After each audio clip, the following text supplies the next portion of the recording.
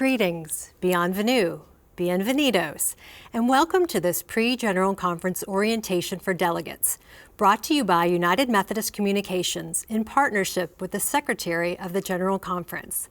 I'm Lila Marigza, your moderator. During the course of the next 2 days, you will receive an overview of how General Conference works. You will learn about key legislation coming up, tips for engaging in dialogue, and more. Some of our expert speakers will include people who have been involved in sponsoring legislation, and we have asked them to keep their remarks focused on being informational. This is a top-level overview, so we will not be going into great detail on every topic. That will be up to you as you study the legislation between now and General Conference. If you are a delegate watching the live stream, you will have opportunities to ask questions. Please write your questions into the Zoom Q&A feature, and our team will take it from there. Since this event is primarily for delegates, our other guests on the live stream will not be able to ask questions, but please know that you are welcome and we're glad you're here. Time limitations may prevent us from answering every question today, but be assured that your questions will inform our work at United Methodist Communications as we help the church prepare for General Conference. So get comfortable as we get underway. We're going to open with a word of prayer from Christine Flick, delegate from the Southern German Conference and member of the Commission on the General Conference. And then we will hear greetings from Kim Simpson, the chair of the Commission on General Conference, and from Dan Kraus, General Secretary of United Methodist Communications. Guter Gott, wir sind aus vielen Teilen unserer Welt zusammengekommen, um die Generalkonferenz vorzubereiten. Ich danke dir für jede und jeden, der da ist und für alle, die dieses Treffen erst möglich gemacht haben. Wir haben eine wegweisende Konferenz vor uns, in der wichtige Entscheidungen für die United Methodist Church, deine Kirche, getroffen werden sollen. Bitte hilf uns, gut aufeinander zu hören, aufeinander zu achten, alle einzubeziehen und so lange nachzufragen, bis jede und jeder alle wichtigen Details verstanden hat. Holy God, please show us the way for your church you want to go with us, that we are able to reach out to the people around us, show them your love and make them disciples for the transformation of the world. Thank you, Holy God, that we can bring you all our concerns. Please be with us.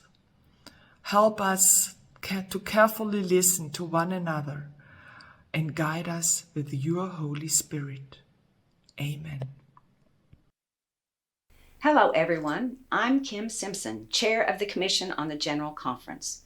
I'm honored to greet you today as we prepare for our upcoming gathering of the United Methodists from around the world this April in Charlotte. First, I want to thank each of you for your commitment in leading our connection as delegates. For some of you, this has been a much longer commitment than you originally intended. I know it is a sacrifice and an effort which only God can bless. I also want to extend my gratitude to the dedicated staff and the Commission on the General Conference for their efforts in ensuring that our delegates are equipped to do their best work. Additionally, I'd like to express our deepest appreciation to the host conferences, Western North Carolina and North Carolina, for their contributions to the preparations for this important event. As we anticipate General Conference, I urge each of us to reflect on its purpose and the attitudes we bring to the table. It's crucial to remember that General Conference isn't about advancing personal agendas or securing individual desires. Rather, it's about discerning what serves the greater good of the entire United Methodist Church and our disciple-making mission in our communities and around the world today, as well as laying a strong foundation for the generations of United Methodists to come. In the words of John Wesley, though we cannot think alike, may we not be of one heart, and though we are not of one opinion. Let us embrace this sentiment as we engage in respectful dialogue and debate honoring the diverse perspectives within our community. This presents a unique opportunity for us to demonstrate Christian unity to the watching world and our commitment to caring for one another as we navigate the path forward for our church. While we may not have control over every outcome of the General Conference, we do have agency over our attitudes and actions. Let us strive to reflect the love of God, which we profess and declare as our mission. Undoubtedly, the United Methodist Church faces significant challenges, but I firmly believe that God can bring forth blessings even from the most trying circumstances. Let us open our hearts and minds to the transformative work of the Holy Spirit, trusting in God's power to lead us toward a renewed and hopeful future. Together, let us embrace this opportunity for renewal, unity, and faithful stewardship of God's mission. I look forward to welcoming all of you to Charlotte in April. Hi, and welcome to this General Conference Delegate Orientation. I'd like to extend a heartfelt thanks to all of our partners for making this event possible today, especially the Commission on General Conference and our sister agencies, the United Methodist Church. On behalf of all of my colleagues at United Methodist Communications, we've been doing a lot to help prepare you as delegates for General Conference. We hope that you've been following along on the General Conference website and in the United Methodist News. Continue to do so in the weeks ahead as we continue to share information pertinent to General Conference. Thank you for being here today, and may God continue to bless you in your work as General Conference delegates. Conference is a combination of legislative assembly, worship experiences, and fellowship gathering. Here to give an overview of how the process works is the Reverend Gary Graves, Secretary of the General Conference.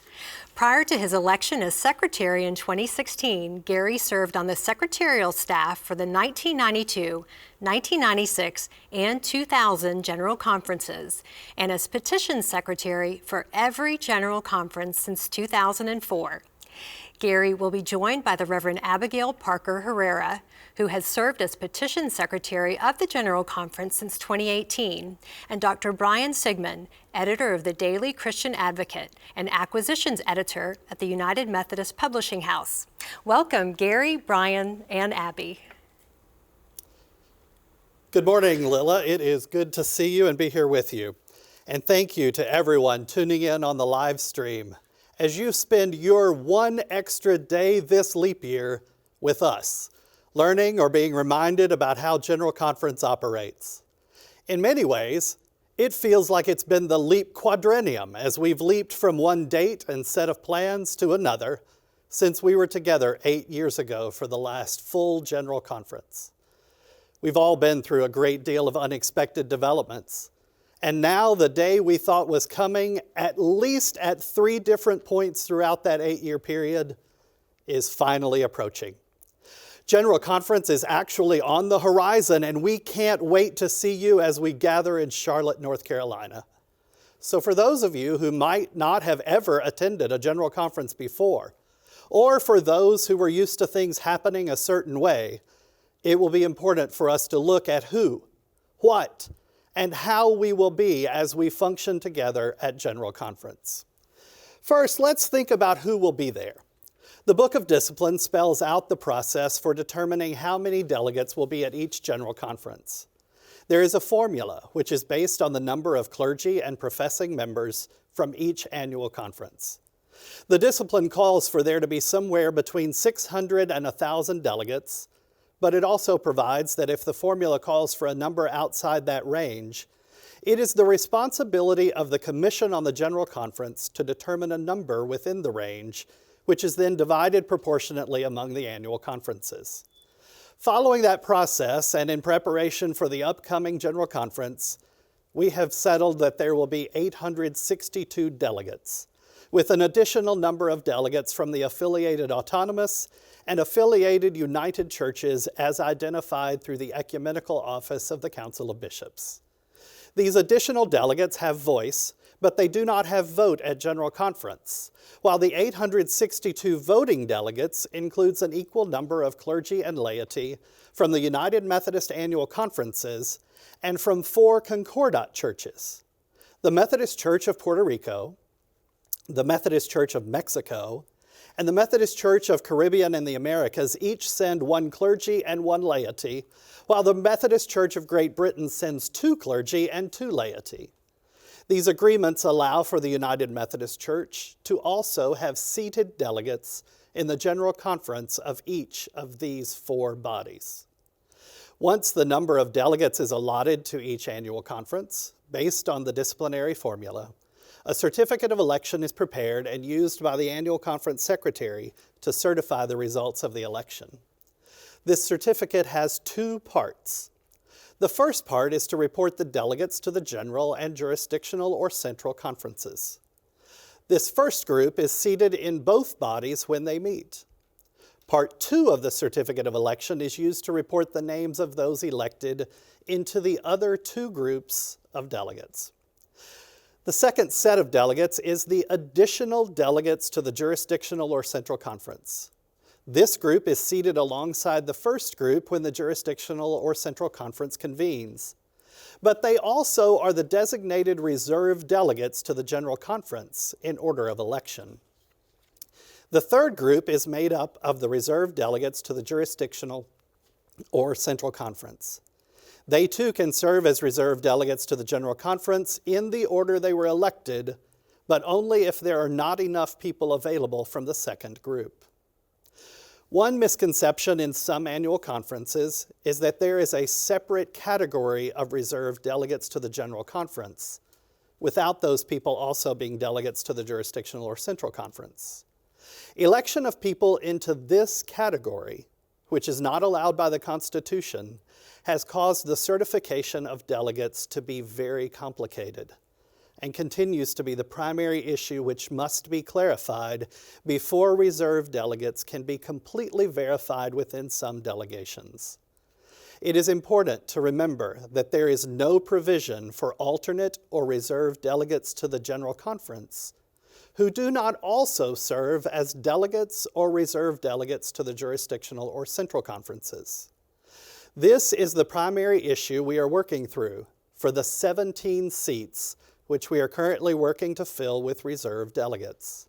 It has also been necessary for us to remind some annual conferences that delegates are elected from the annual conference in which they have membership, and that they are not able to be interchangeable with other annual conference delegations within the same episcopal area. In other words, a clergy delegate or a reserve delegate from one annual conference is not eligible to fill a general conference seat from another annual conference, even if they have the same bishop and are in the same episcopal area. For those who are concerned with the issuance of letters of invitation for visa applications, please know that we are working through some very complicated and sensitive situations when determining whether the reporting of the election results is in line with the disciplinary requirements to the extent possible. Currently, and this number changes hourly of every day, but currently 334 letters of invitation have been issued. 14 people have been asked to submit their passport information, and we are waiting to receive it in order to be able to finalize and issue the letter, but it is waiting and ready to do so as soon as that passport information is received. These numbers are in addition to the 17 that I mentioned earlier. 2 letters are prepared and will be sent as soon as the status of an annual conference is settled, and 2 for the Malawi annual conference cannot be sent since the election was not able to be held. Now that we've looked at the categories of delegates, let's turn to other people you might see at the General Conference. There are 2 officers elected by the General Conference, the Secretary of the General Conference and the Coordinator of the Calendar, who is nominated by the Secretary of the General Conference. In addition, the General Conference office is led by 3 other individuals. The business manager of the General Conference is Sarah Hotchkiss. The assistant business manager is Raquel Perez Malloy, and the executive assistant to the Secretary of the General Conference is Kelly McDonald. Raquel and Kelly are here working with this event today, and Sarah will be with us tomorrow. As you can imagine, the massive task which is the General Conference would not be possible for a team of 4 people to pull together without the help of many people from across the church who come together to serve as volunteer staff for this huge event. Many of them give of countless hours before and during the conference, while others will be joining us for the time that we are in Charlotte and spending almost 3 weeks away from their family, their jobs, their school, or whatever it is they do when they are not here with us every 4-ish years. Abby Parker Herrera is our petitions secretary, and Abby has spent an amazing amount of time and given a great deal of care as she has organized the work you are currently studying.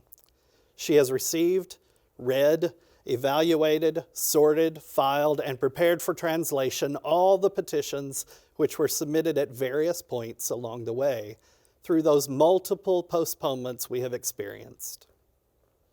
Brian Sigmund, an employee of the United Methodist Publishing House, serves as editor of the Daily Christian Advocate and is here in studio today to give us a glimpse into the developments with that publication, and we will hear from him in just a little while. Raymond Trapp and his team will be leading us in worship and music. Don Reasoner is leading our efforts in language services. Mark and Laura Worf are with us again to serve as coordinators of our pages and marshals. Our public relations group is led by Brenda Smotherman from United Methodist Communications. In addition to these team leads, we have a great array of talent who will be taking part in so many pieces of the big puzzle which is a General Conference. There are members of the secretarial and business office staff, those who work to produce the DCA each day, the comms team, information technology gurus, the recorders, the transcribers, and the Channel B teams, production teams, interpreters and translators, pages and marshals, and monitors. Now, for those of you who heard me say the comms team, that's not a group of people who just work to keep us calm, but it does, their work does do that a bit. Comms is what we call our conference and legislative management system. And if you heard Channel B operators, those of you who don't know what Channel B is, those are the people who will speak into the microphone so that in the verbatim every day, we will know your name if you're standing at a microphone and speaking so we can identify you correctly. There are people who actually do that every time you walk to a microphone. The body which spends 4 years, or in this case almost 8 or 12 for some of them, that body is working to plan and organize the General Conference, or 4 General Conferences plus a special session in 2019. They've had a lot of work to do. That group is called the Commission on the General Conference, and those 25 commission members and 4 ex officio members are tasked with the selection of preparation for the site of General Conference, presenting a report of all its actions, proposing changes to the plan of organization and rules of order of the General Conference, and numerous other projects. The Rules Committee of the Commission will also be serving as the Committee on Ethics while General Conference is in session. The Commission is led by Kim Simpson, who is the chair, Reverend Mujinga Kashala, who is the vice chair, and Ellen Beasley, who serves as secretary of the Commission. Stephanie Henry is chair of the Rules Committee, Reverend Lynn Hill is chair of the Program Committee, and Reverend Juliet Spencer is chair of the Education and Innovation Committee. Other bodies of the church are critical to the work of the General Conference also, and we work in tandem with them throughout the 10-plus days that we are meeting. The Judicial Council will be present and will be meeting as necessary.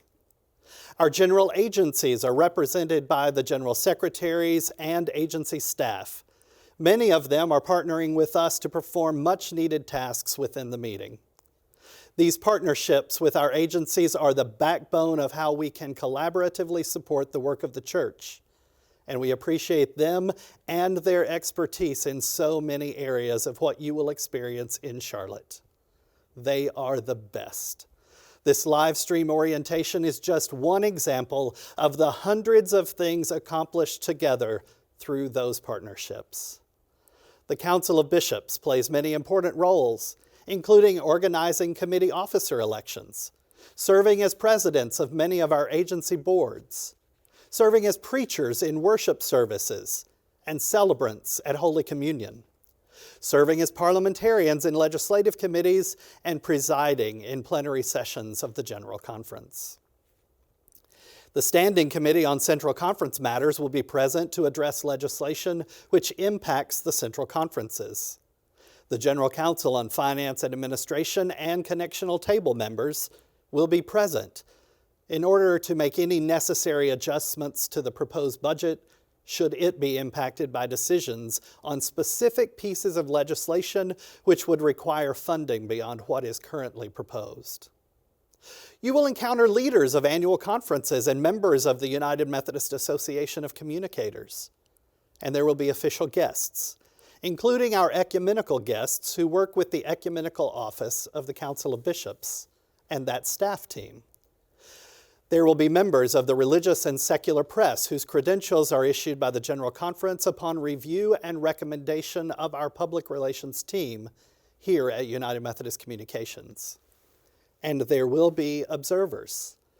We will have designated seating for both reserved delegates and observers in the plenary area and an overflow seating area in another part of the building should it be necessary due to limitations on seating capacities. Perhaps one of the most important groups for you to know about is the local host team. You will recognize them by their distinctive attire. This group is made up of members from the Western North Carolina and the North Carolina annual conferences.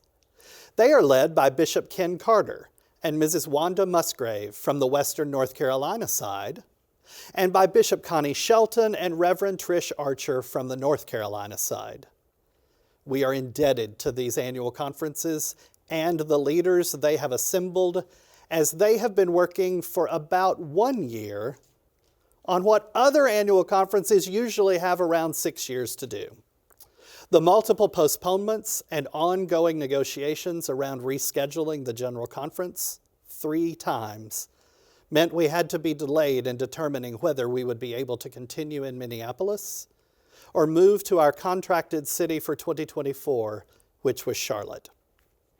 Once that legal decision was reached, we were finally able to unveil the new destination, and they are doing a marvelous job of preparing to welcome us all to Charlotte as a thriving city and to North Carolina as a beautiful state. We will get to hear more from them later in our schedule today, so get ready for the sights and the excitement they will bring. Let's start now with what you will do when you arrive at the Charlotte Convention Center. The first step will be registration. You will enter the registration area with your government-issued photo identification, such as a driver's license, a passport, military identification, or other form of ID, and your delegate credential card, which will be provided to you.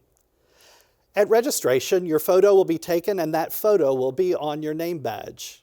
You will register individually, not in groups, and in case you have need of an interpreter, one will be provided through our language services.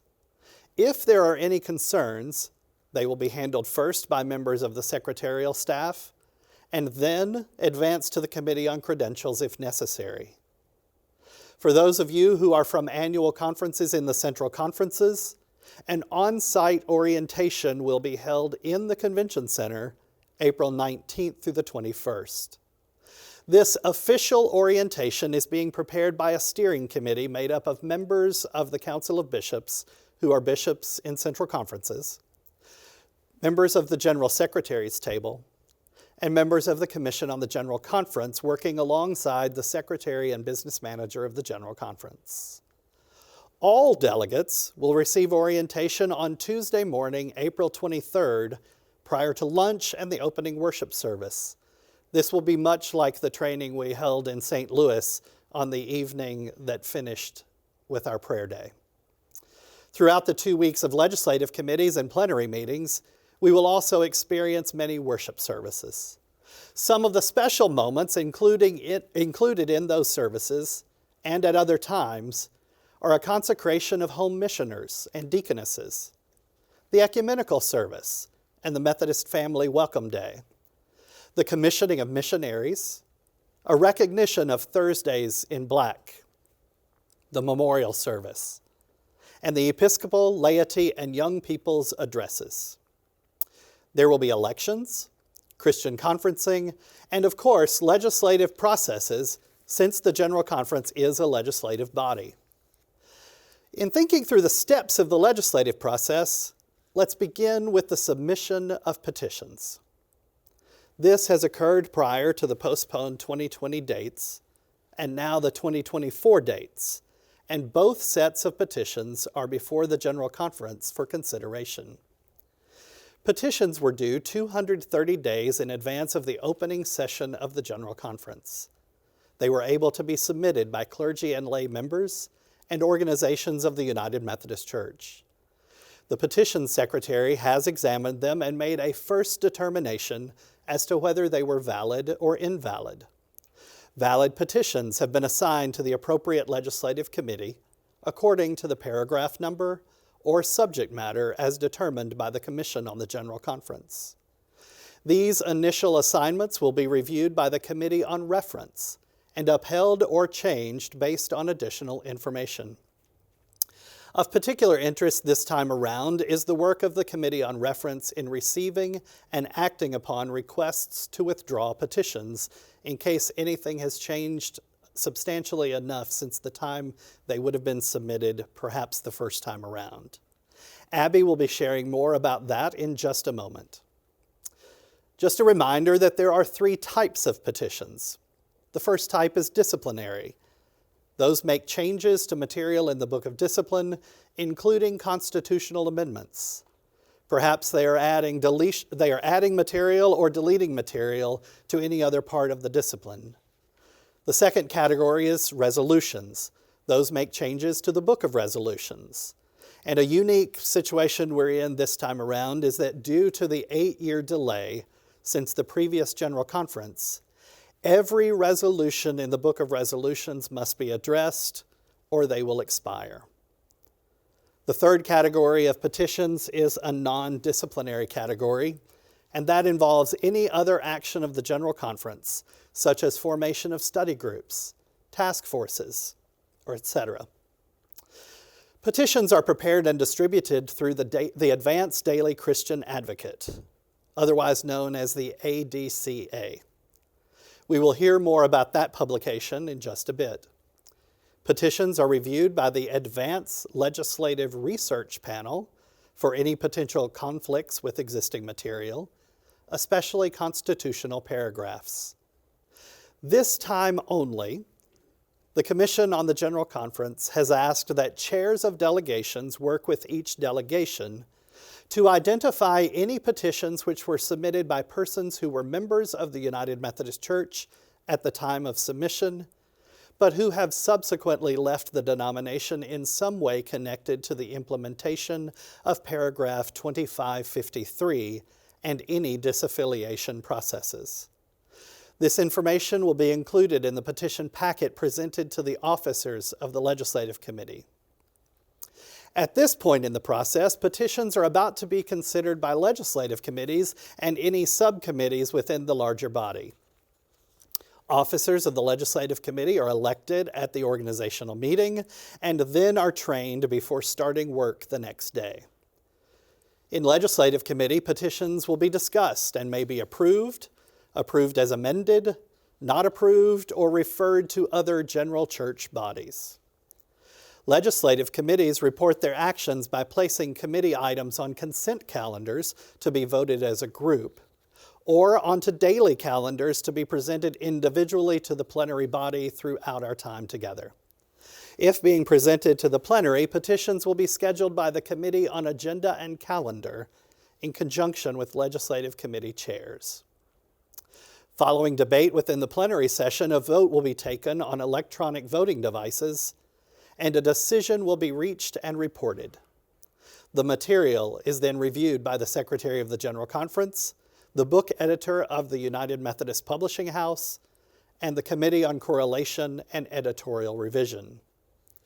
All approved calendar items are added to the Book of Discipline or the Book of Resolutions, referred or distributed as indicated, or sent to the annual conferences for vote if proposed and approved constitutional amendments. Reverend Abby Parker Herrera, our petition secretary, is with us to talk a bit more about the format of the petitions and the responsibility of the Advanced Legislative Research Panel and the Committee on Reference in regard to them. The Committee on Reference is one of the administrative committees which, according to the Plan of Organization and Rules of Order, and in line with applicable Judicial Council decisions, will be meeting the day prior to the opening of the General Conference to organize and begin their work, which will continue throughout the General Conference. Abby, it's good to have you with us. Hello from Austin, Texas. It's good to be with y'all today. I'm just going to give a little bit of information about the petitions themselves and some of my role here, there at General Conference. I'm the petition secretary, as Gary said, and that means that I've received all of these petitions over the course of the most rolling deadlines ever. When I receive those documents, I begin sorting them into their categories and deeming some valid, and I'll input those into columns, and those are the ones that you see in your various ADCAs that we've received over the years. And they get a number, and invalid petitions also go into a folder that I present to the Committee on Reference for review. So first, I'd like to talk about the petitions that are currently deemed valid, that still need to be deemed valid by the Committee on Reference, that are found in your ADCA. Some of y'all have the hard copies of the ADCA. Some of you can just go online. That's where I get it. I actually always Google ADCA General Conference 2020 because I just don't bookmark that page. I really should. But you can Google that, find it immediately, and download that onto your computer or onto your phone if you're like me. But on page 74 of ADCA Volume 1, in the English print, you can find the petition numbers and maybe better understand what those mean. There's a pretty long number right at the top, the header, that just says petition 200, and then it will have a number after that. Those petitions are just given a number in order of how I received them. There's not really any rhyme or reason to that. But after that, you'll see a larger header that includes things like abbreviations that say, CO or IA. And so those things are important. Those are our legislative committees. So sorry, I meant IC, not IA. We have 15 legislative committees, and so that gives you an idea of which committee those petitions fall into. The other thing that you'll see on there, it might say disciplinary or non-disciplinary. That lets you know, well, it won't say disciplinary, it'll say a paragraph number. So that lets you know, hey, this deals with a paragraph in the discipline, or this is a non-disciplinary of the action of General Conference. So that gives you a clue. Sometimes you'll see an exclamation point, and that's to remind us, hey, this is going to have some financial implications. So we're going to have to think about that as a General Conference before we act on this petition. It'll tell you where the petition came from. It will also tell you if there were similar petitions, because I'm sure you know there are certain paragraphs that we get many, many petitions on. And if all of those petitions are similar, we don't print them all in the ADCA. We just say there's 17 like petitions. So that lets you have a clue on where those came from. So that's a little bit about our petition numbers. I'd like to talk a little bit more about the committees that I get to work with when I'm at General Conference. The first one that was mentioned by Gary was the Advanced Legislative Research Panel. This is chosen by the Executive Committee of the Commission of General Conference, and it's composed of a number of members that's equal to the number of legislative committees. The panel is chosen based on their comprehensive knowledge of the Book of Discipline, and that is made by evidence of their participation in the life of our general church through service like on the Judicial Council or the Committee on Correlation and Editorial Revision, or as a conference chancellor. So these are people that are pretty experienced with our Book of Discipline. This panel comes together and it reviews all the petitions that have been assigned to the various committees, and they locate any other paragraphs in the Book of Discipline, including the Constitution, which are closely related to the subject matter of the petition. And they also look at Judicial Council memoranda and decisions around those paragraphs. And then the panel records any of that information and puts it together with that petition. They don't make any editorial comments about the petition. They're not going to say, this is a great petition. They just give information to the legislative committee about where are some places in that paragraph that they might need to be careful. What maybe there's places that in the past we've seen this has constitutional issues. And so this just helps the legislative committees consider how the related paragraphs might be impacted by a petition's adoption. The other committee that I work on is the Committee on Reference. So it's important to know, and Gary said it, but I think I just want to say it again. All the work that I do is reviewed by the Committee on Reference. There's not just one person in the whole United Methodist Church that gets to decide on the validity of petitions. I'm basically just doing sort of the first order of business for that committee. They review all of my work. And even if a petition is in the ADCA and it is assigned a number, they can say, actually, we've reviewed this and it's not valid, and they can pull that out. So they can decide that I've made the wrong call on a certain petition. If a petition that I've deemed not valid, like I said, I have those in a folder, and we go through those with the Committee on Reference. They review my work and they might reinstate some of those petitions. They'll also read the work of people who have asked for petitions that were called invalid to be valid, to be validated. They'll review those emails that I get from people. The other work that this committee is going to be doing that's pretty important are going through the petitions that some people have asked to be withdrawn. There are several because, you know, we've been waiting to meet since 2020, and some things have changed in that time. And so that committee will look at requests for withdrawal and decide that petitions may no longer be valid, or that they need to be removed and replaced with another petition. The committee is going to be looking over all of that as well. This committee is composed of 24 members. It's one clergy and one lay person from each central conference and jurisdiction. And it also includes at least one member from each legislative committee who will be designated as the petition coordinator for their legislative committee. And these petition coordinators serve as advisors to the officers of the legislative committee of which they are members.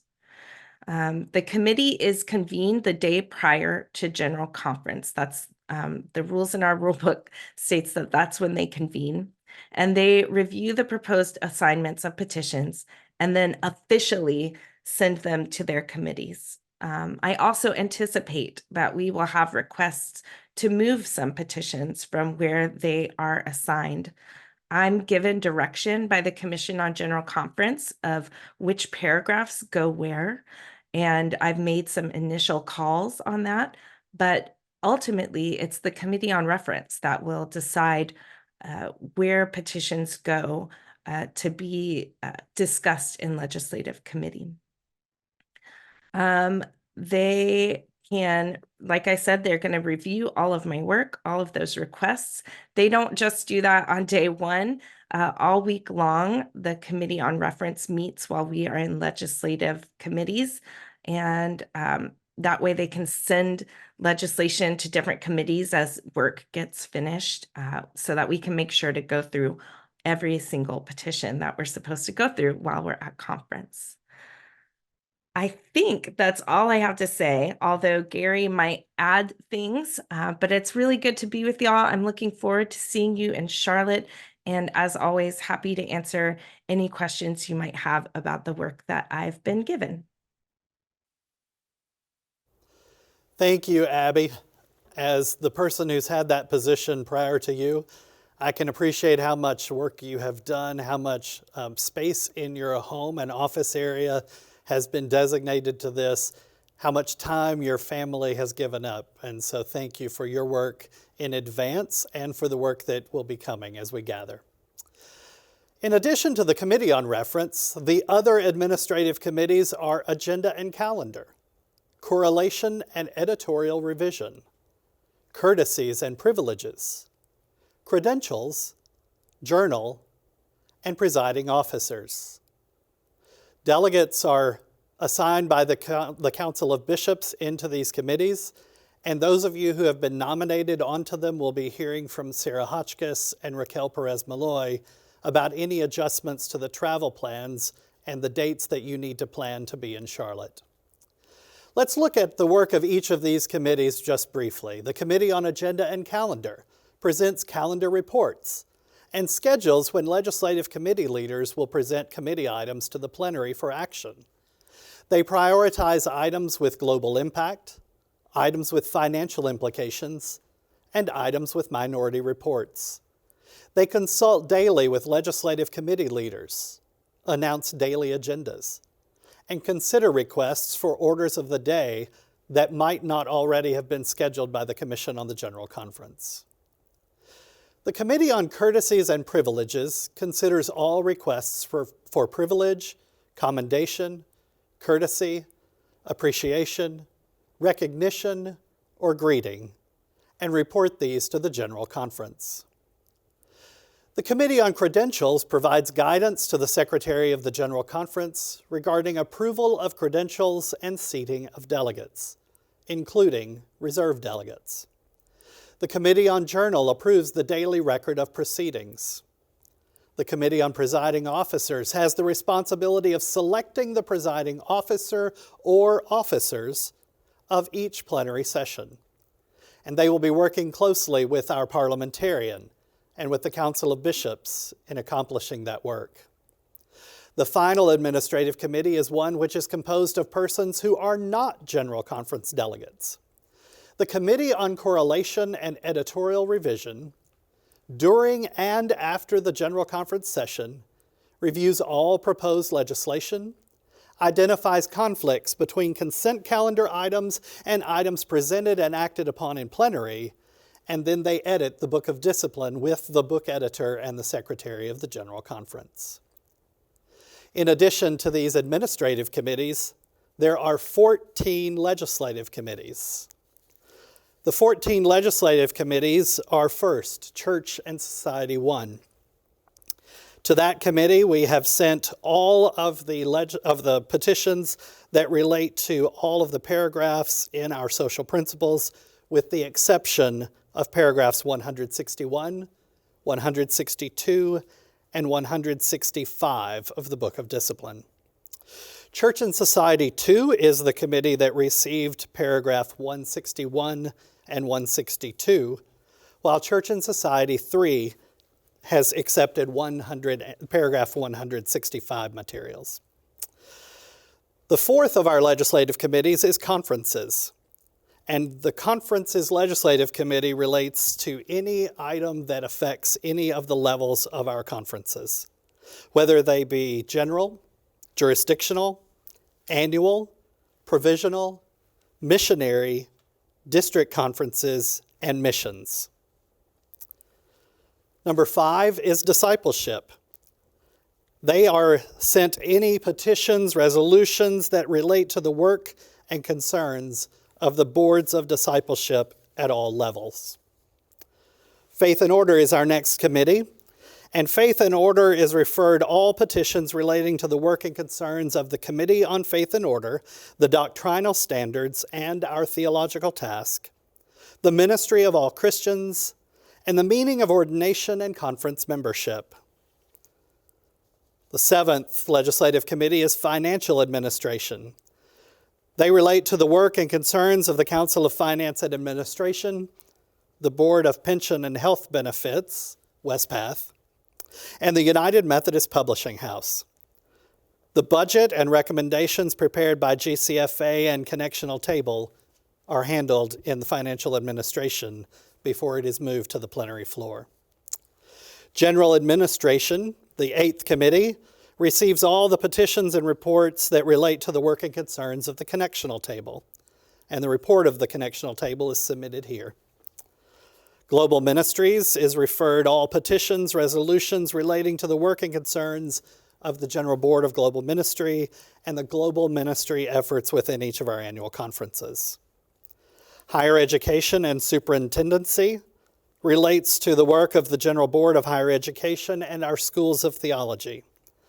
The work concerns of Superintendency, the COB Office of the Ecumenical Office, and Autonomous Methodist Church relationships, affiliated Autonomous Methodist Church relationships, affiliated United Churches and Concordat relationships, and membership of the United Methodist Church or relationship to the World Methodist Council, Councils and Consultations of Churches, and the American Bible Society. Number 11 is Independent Commissions, and they include anything related to archives and history, communications, the Office of Deaconess and Home Missioner, religion and race, status and role of women, United Methodist Men, and United Women in Faith. Group number 12 is the Judicial Administration Legislative Committee, and they receive anything related to the judiciary, any of our review committees, any investigations, trials, and appeals processes. Number 13 is Local Church. They receive anything that is related to the organization of the local church and its membership, programs, boards, councils, commissions, committees, and also church property. Number 14, Ordained Ministry, has been broken out as its standalone legislative committee dealing with the work and concerns of ordained ministry. I do want to speak just a moment for the process of advancing reserved delegates into vacancies at General Conference, and remind you that that was already in place and being used by the General Conference prior to the more recent situation, in which there have been multiple resignations and other actions, resulting in higher numbers of vacancies than usual. When a vacancy is created within the General Conference delegation, all other remaining delegates are advanced one seat within their clergy laity category, and they keep their legislative committee assignment, which was certified on the certificate of election. The vacancy is then filled by advancing the first available reserve delegate in that clergy and laity list in order of election and advancing them into the vacant last seat of the delegation. We then assigned that reserve delegate to the legislative committee, which was held by the person who vacated that seat. And it follows the same way for each vacant seat if there is more than one. Since that system had already been used by current delegations, and in order to remain as consistent as possible, our office has been utilizing it throughout the postponements and the receipt of vacancy reports. The exception which was created is in relation to Judicial Council Memorandum 1485, which created the possibility of electing new General Conference delegates in the rare instance that there are vacancies in the General Conference delegation and no reserve delegates are available to be advanced. In that case, the newly elected General Conference delegates are able to select or be assigned in order of election from among the legislative committees which have been vacated within the list which was certified by that delegation's choices of legislative committees on the original certificate of election. In that case, they are not reserve delegates who step into a vacated seat, but they have been elected as full delegates and offered the choice from what is available on that delegation's previous choices. If there are no elections allowed under Memorandum 1485, then the process is able to be handled by verification of the vacancies and advancements which have occurred throughout the 4 or 5 years since those elections were held. That is the purpose of the most recent confirmation form, which verified the cumulative records of vacancies and advancements of reserved delegates. Therefore, it was not necessary for us to ask for new legislative choices, since those who are still in the delegation keep their original assignments, and those reserved delegates being advanced are done in order of election. As we process the confirmation forms, we will be reaching out to any annual conference secretary or head of delegation if there are questions, or if there was an election allowed under Memorandum 1485. And likewise, if a secretary or chair of a delegation would like to discuss the specifics of their delegation, I would invite them to contact our office. I feel it is important to note that this process was one of the many that we have discussed with the Commission on General Conference, and that there were no objections to it. While we are in the legislative process mindset, I've asked the editor of the Daily Christian Advocate, Dr. Brian Sigmund, to give us an overview of his publication in its many forms. Early in the 2016 to 2020 quadrennium, the Commission on the General Conference decided to create a digital alternative to the print editions of the Daily Christian Advocate. So we worked very hard to develop the website www.dailychristianadvocate.org that would contain all of the delegate information, general agency reports, and legislation coming to the General Conference. It would present this information digitally in a convenient and accessible way in English, French, Portuguese, and Kiswahili, with the ability for delegates to take notes on the legislation that is most important to them. So, I would like to give you a brief tour of the DCA website. And the first thing to do is to go to the website, which you see here, www.dailychristianadvocate.org. You can see in the top right where you can select your preferred language. Right now it's in English, but if I choose French, you can see that this takes you to the French version of the site. Now, continuing in English, the first time you come here, you will need to create your account. So if you are a delegate, click Create an Account for General Conference Delegates. That will take you to this screen where you will need your delegate ID issued by the Secretary of the General Conference and your first name. So you put those in, delegate ID here, first name here, click Next, and that will take you to this screen where you can finish setting up your account. At this point, you'll enter your email address, create a password, choose your preferred language, and going forward, the website will continue in the language you select here the next time you log in. And if you would like, you can enter your mobile phone number and allow yourself to get text message updates on petitions. And then once you have created your account, you'll simply use your email address and the password you created to log in.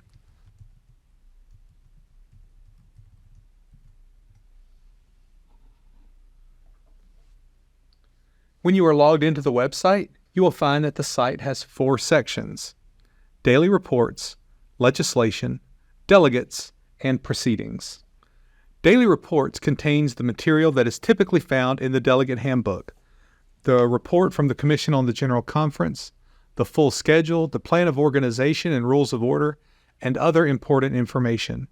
It also contains the reports from the general agencies organized by the relevant legislative committee. You navigate this section, the Daily Reports section, with the list of categories on the right side of the page.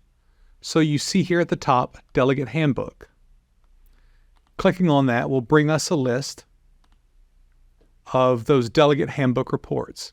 So we see here a map of Charlotte City Center, showing the convention center, nearby roads and hotels, a report from the Commission on the General Conference, and various lists of people to know and other important informations. If we go back over here to the right and click one of the legislative committees, let's say the Church and Society legislative committees, this brings up all of the general agency reports that are relevant to that committee. So you see here the report of the General Board of Church and Society, the report from the United Methodist Global AIDS Committee, and then you can also see the reports that these agencies submitted in 2020, before the General Conference was postponed. Those are still part of the record, and they are still accessible on the DCA website. And then if you click on the other legislative committees, you will see those reports. During the General Conference, when it's in session, this is where you will find the new reports for each day, the daily schedule, nominations lists, membership of administrative committees, monitoring reports, and other new information. That will appear on the first page of the daily reports, and you can also scroll down to find the material that was posted on a given day under this section called Dates. The second section of the website is Legislation, and this is where you will find all of the petitions to the General Conference. Clicking up here brings up a drop-down menu, and from there you can choose Petition Search. That brings up a list of all the petitions in order of petition number. You can see here the petition number, the subject or title of a petition, the legislative committee they've been assigned to, the discipline paragraph number or resolution number, whether or not it has financial implications, as well as the name of the submitter and the organization of the submitter of the various petitions. If you want to simplify your view, you can click Columns and remove some of the columns. So if I click that and deselect submitter name, submitter organization, and financial implications, you can see that those columns are now removed. And you just click Columns and select them again to put them back. You can also click at the top of a column to sort the petitions by that column. So if I sort by legislative committee, that puts all the Church and Society 1 committee's petitions first, followed by the Church and Society 2 committee, and so on in alphabetical order. You can click the down arrow on top of the same column, and it puts them in reverse order. I can also search for a specific legislative committee.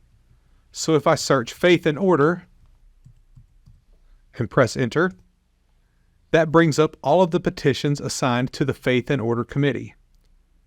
You can also search for a specific petition number or title here. So if I search for 20157, I see petition number 20157. If I search for heritage landmarks,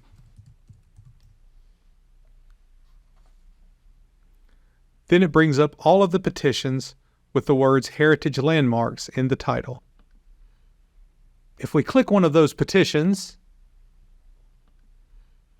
then we can read the petition itself. Here at the top, we see the petition number, the petition title or subject, and information about the petition, such as the paragraph number it relates to, whether or not it has financial implications or global impact. In this case, it's no for both. The name and organization of the person who submitted the petition, and whether or not there are any similar petitions.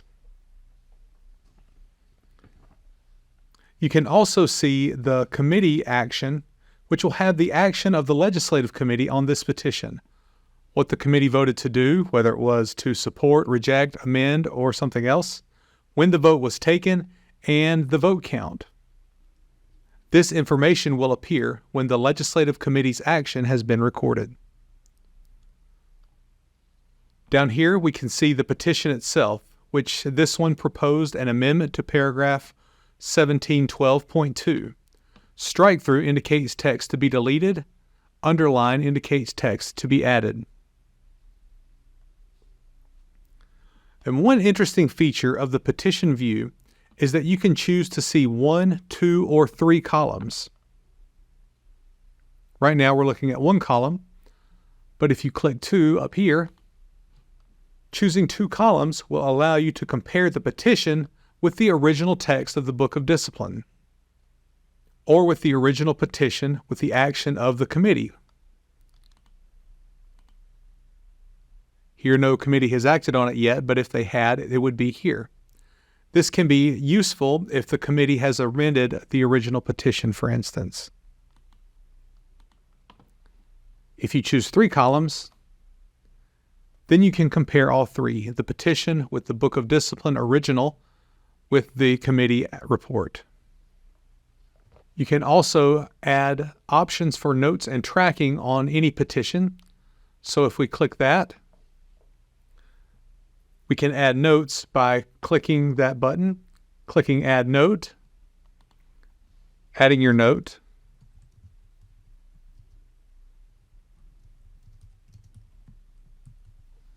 and clicking Save. We can add another note on the same petition.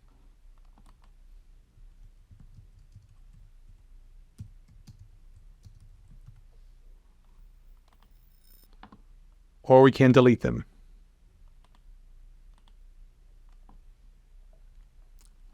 These boxes near the top allow you to track petitions, so you can choose to get an email or SMS text message alert when a petition's status changes. For instance, when it is acted upon by the legislative committee, I would get an alert by email if the petition changes and I have this box checked. Right now, I have not put in my cell phone number, so SMS messaging is not an option. If I had put in a cell phone number when I set up my account, this option would be available and I could check it to receive tracking on this petition.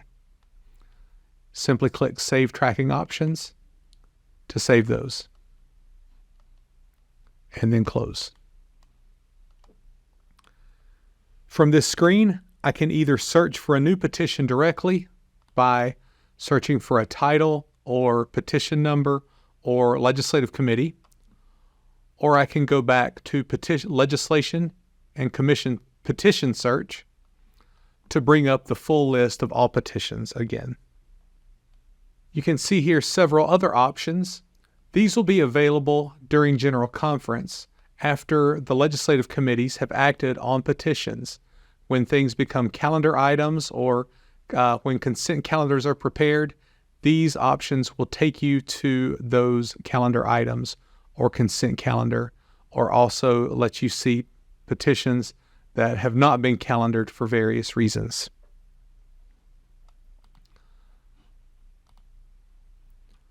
The third section of the site is Delegates, and clicking here will bring up another drop-down menu where you can choose to see an alphabetical list of delegates and first reserves, voting and reserve delegates by conference, and membership of legislative committee, as well as the number of delegates by legislative committee and number of delegates by conference.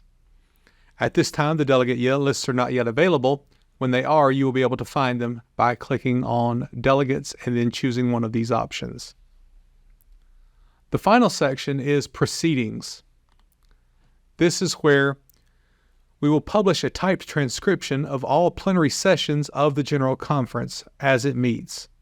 So if you want to find what was discussed, voted on, and an accurate record of what was said during a debate on a given session, for instance, the afternoon session on May the 3rd, you will click Proceedings, and then you'll be able to find what you're looking for here. As you can see, there's nothing here yet because we are not meeting, but when we are meeting, you'll be able to find all the material you need right here under Proceedings. All of the ADCA and DCA content can be accessed at the DCA website, www.dailychristianadvocate.org. We hope that all delegates will find the site to be helpful and easy to navigate and use. But what about printed materials? Because this is the first General Conference for the DCA website, we are also producing printed editions of the ADCA and DCA to assure minimal disruption as we adopt this new digital format. Back in 2020, when the General Conference was originally scheduled, we produced an advance edition of the Daily Christian Advocate. But since that time, people have submitted new petitions and general agencies have submitted new, updated reports. We are publishing all of these new petitions and reports and other information, important information for delegates in a 2024 supplement to the ADCA. All delegates will receive a printed copy of it when you arrive at General Conference. We will also provide delegates with a printed copy of the 2020 ADCA Volume 2, Sections 1 and 2, which contain the original petitions to the 2020 General Conference. Thank you, Brian. As you can tell, there are multiple ways that we will be getting information when we are together. But before we get there, there are a few things just for us to celebrate a little bit more. We want you to see the new logo with the Charlotte skyline and the theme of General Conference that reminds us, "And know that I am God." The worship team will be utilizing that phrase and adding pieces before the ellipses to remind us of the multiple ways that we can know God. So we've answered the who, the where, or the how and the what, but now it's time for us to look at the where. We will be at the Charlotte Convention Center, and this is one of those entrances that you will be watching for. And when will we be meeting? When, you ask? 2020, 2021, 2022. All of those postponed, but now we are at 2024, and we will be together April 23rd through May the 3rd, 2024, Charlotte, North Carolina. To the delegates, reserve delegates, and observers, I want to thank you for taking time today, on your leap year day, to learn or be reminded about the General Conference.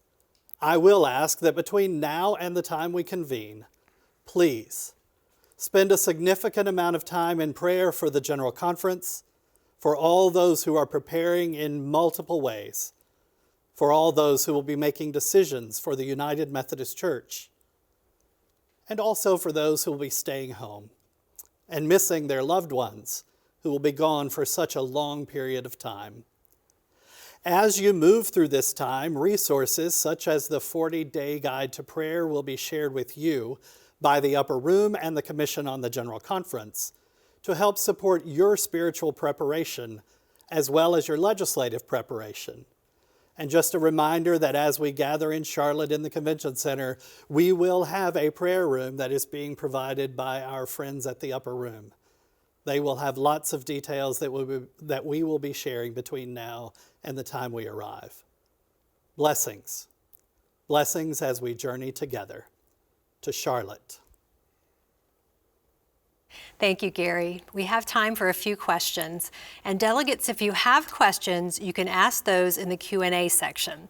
And also, we want to remind you that this live stream is being recorded, and it will be available later for viewing at Resource UMC's General Conference page or at the link gc2020.umc.org. So Gary, our first question is for you. At times in the past, delegates in the back of the plenary have had difficulty being recognized to speak. Will the setup in Charlotte be different, and what can delegates do to ensure that they have an opportunity to speak?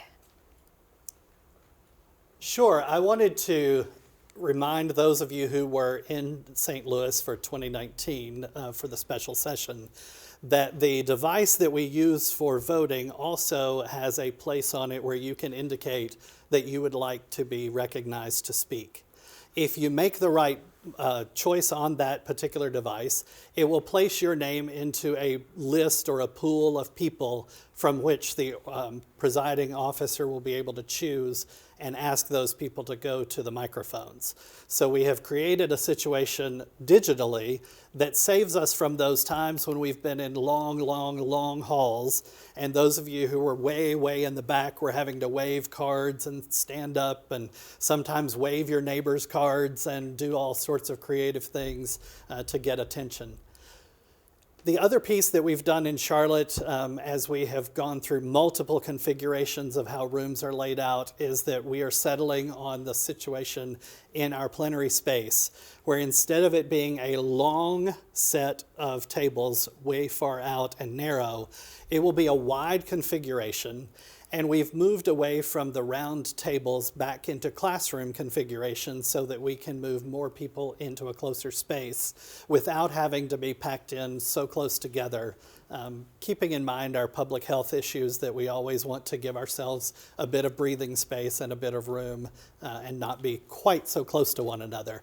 But you should have direct visuals, and they should not be very far from the front of the stage.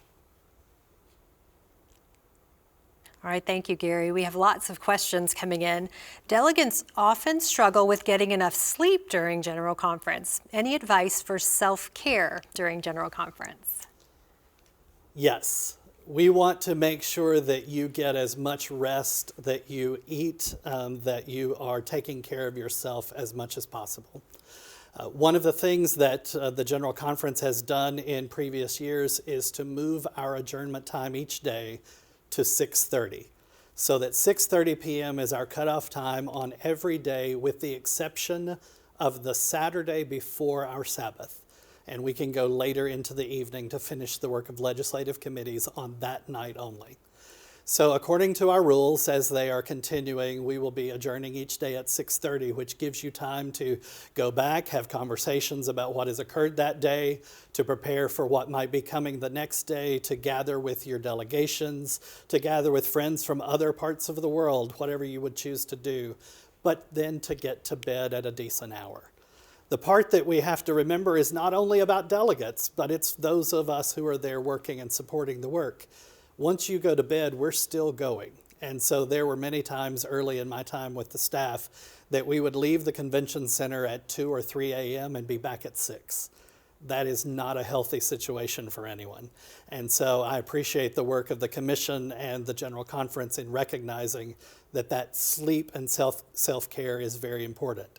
Another change that you'll be hearing a little bit more about from Sarah tomorrow is that we are providing breakfast, lunch, and dinner for the delegates so that they don't have to worry that their per diem amount might not cover enough food each day.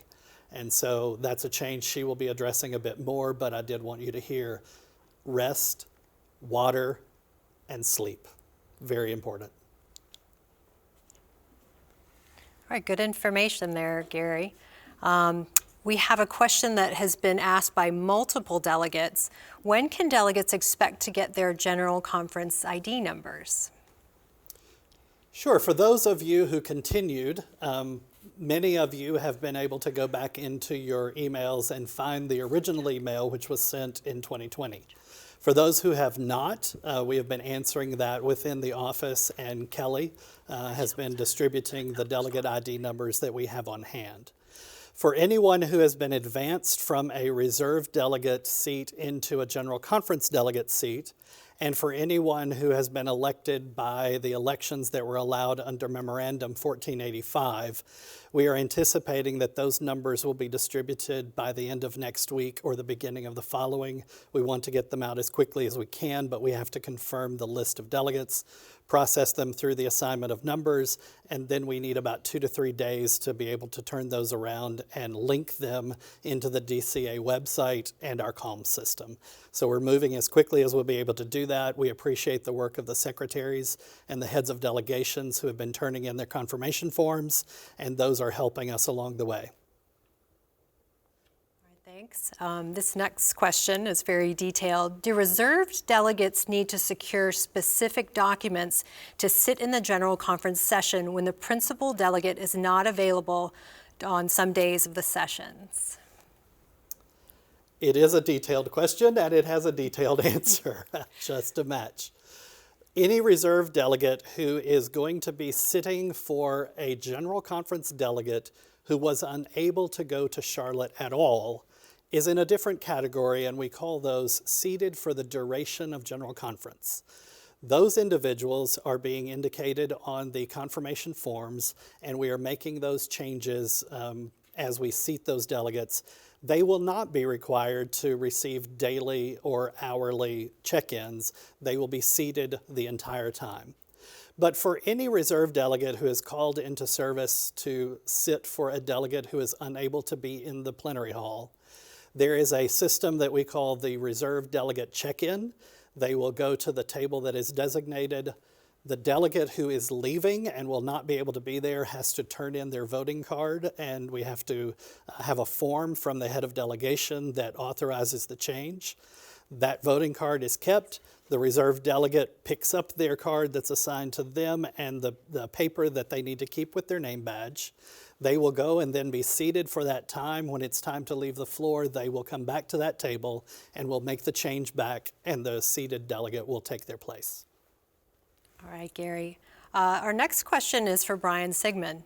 Can reserve delegates have access to the online portal without paying the fee?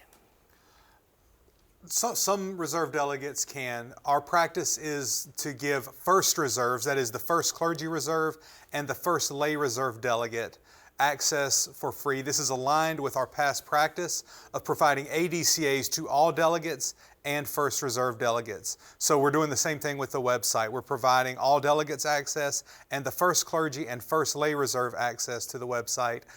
First reserves, you'll be able to access the website using your delegate ID, the same as the delegates do. All right, very good.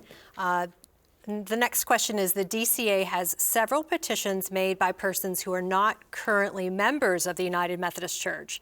Are those petitions valid now? And if they are not valid, what is the process to eliminate them from the DCA?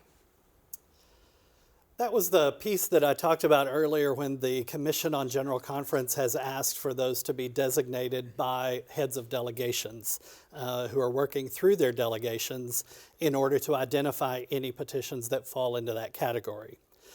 As we have gone back through the rules, we do not find that it is within our rules to simply declare that those are no longer valid, because at the time of submission, which is the requirement of the rule in paragraph 507, those members were actual members of the United Methodist Church. And what we're doing in this case is identifying anything that was submitted by someone who later left. And that identification will be released on a list prior to our arrival in Charlotte, and then will be notated in each of the petition packets for the petition that it affects. So the legislative committee, if they choose to ask that that not be considered, or if they choose to take a vote and vote no to that material, that would be their process for doing it. If there is anyone who wants to make a case for withdrawing a particular petition along the way, that would go through our committee on reference. All right, thank you again, Gary and Brian. Now we're going to take a 3-minute stretch break as our next presenter gets set up. So we'll resume shortly. See you soon.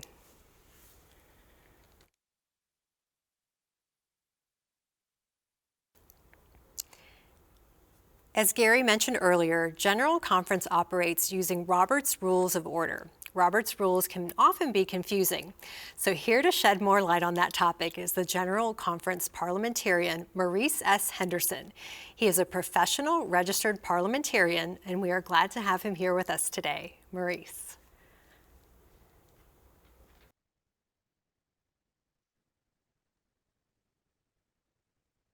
Thank you for this time to share some general highlights of parliamentary procedure and its connection to the upcoming General Conference. My sole objective during this time that I'm with you today is to share how we will use parliamentary procedure during General Conference. My plan to complete this objective is to do 3 things. First, explain what is parliamentary procedure. Second, explain why we use parliamentary procedure. And last, and most importantly, how do we, you, me, and everyone in attendance, use parliamentary procedure? First and foremost, during the General Conference, we will use the General Conference rules and any other governing documents of the United Methodist Church as the primary rules of how we will conduct business. The General Conference rules are provided in the Handbook of Delegates. To answer the first question I posed, what is parliamentary procedure? Parliamentary procedure is the practice of following a set of specific rules in order to provide an efficient way to conduct business. It provides a structure that allows an opportunity for members' voices to be heard.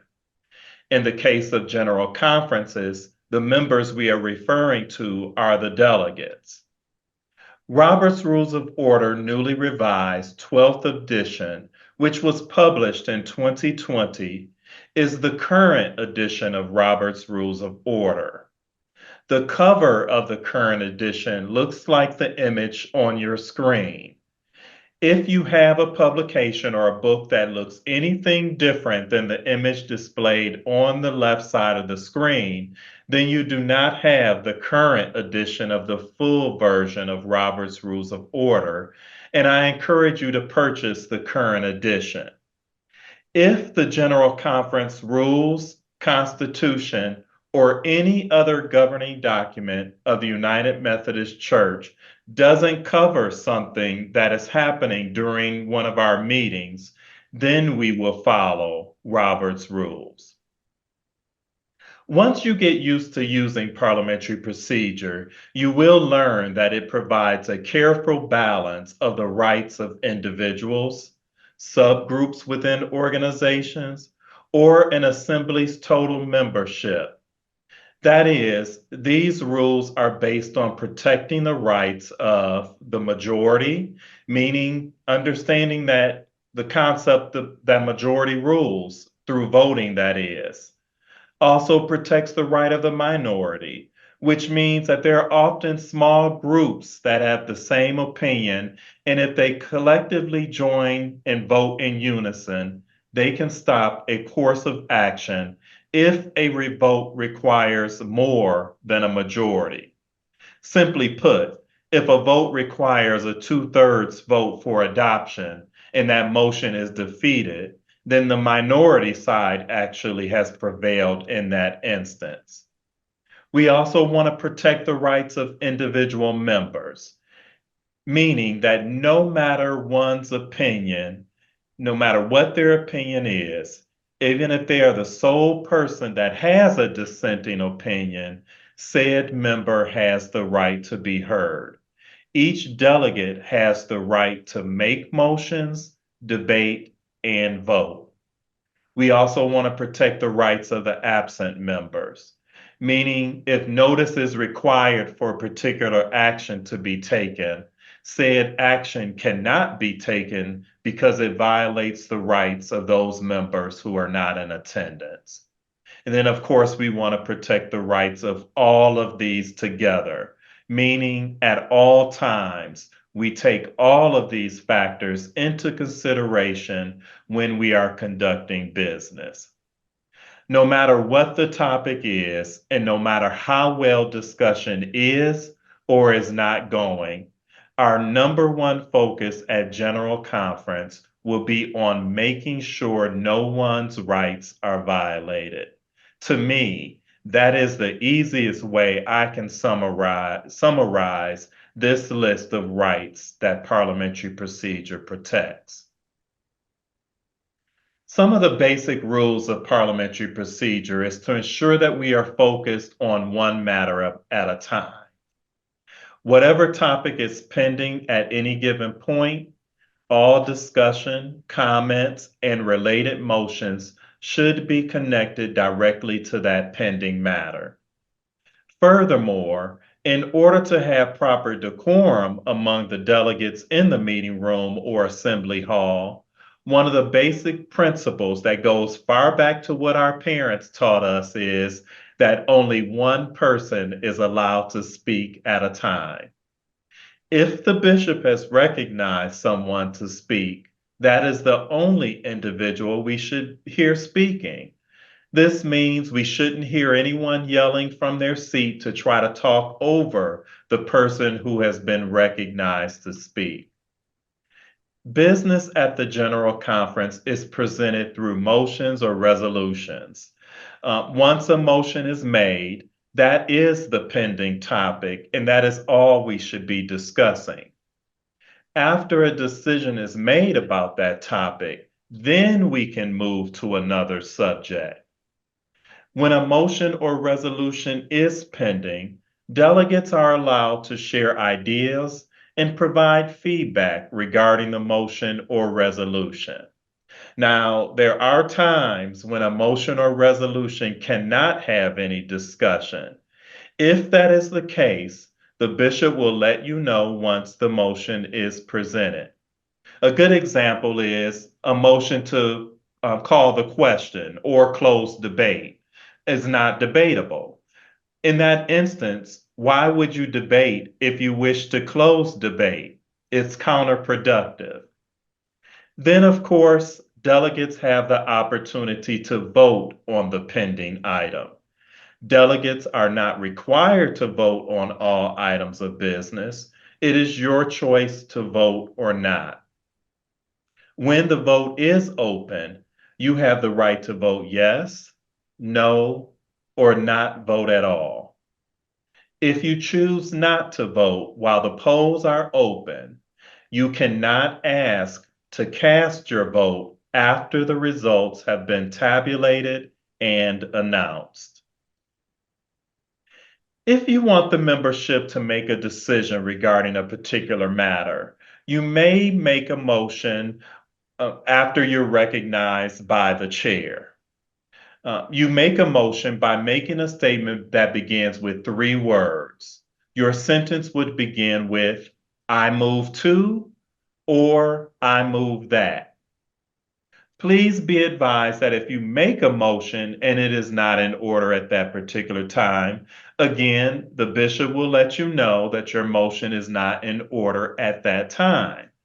If it is clear to the bishop when your motion would be in order, he or she may inform you of that time, and then you can offer that motion at that moment.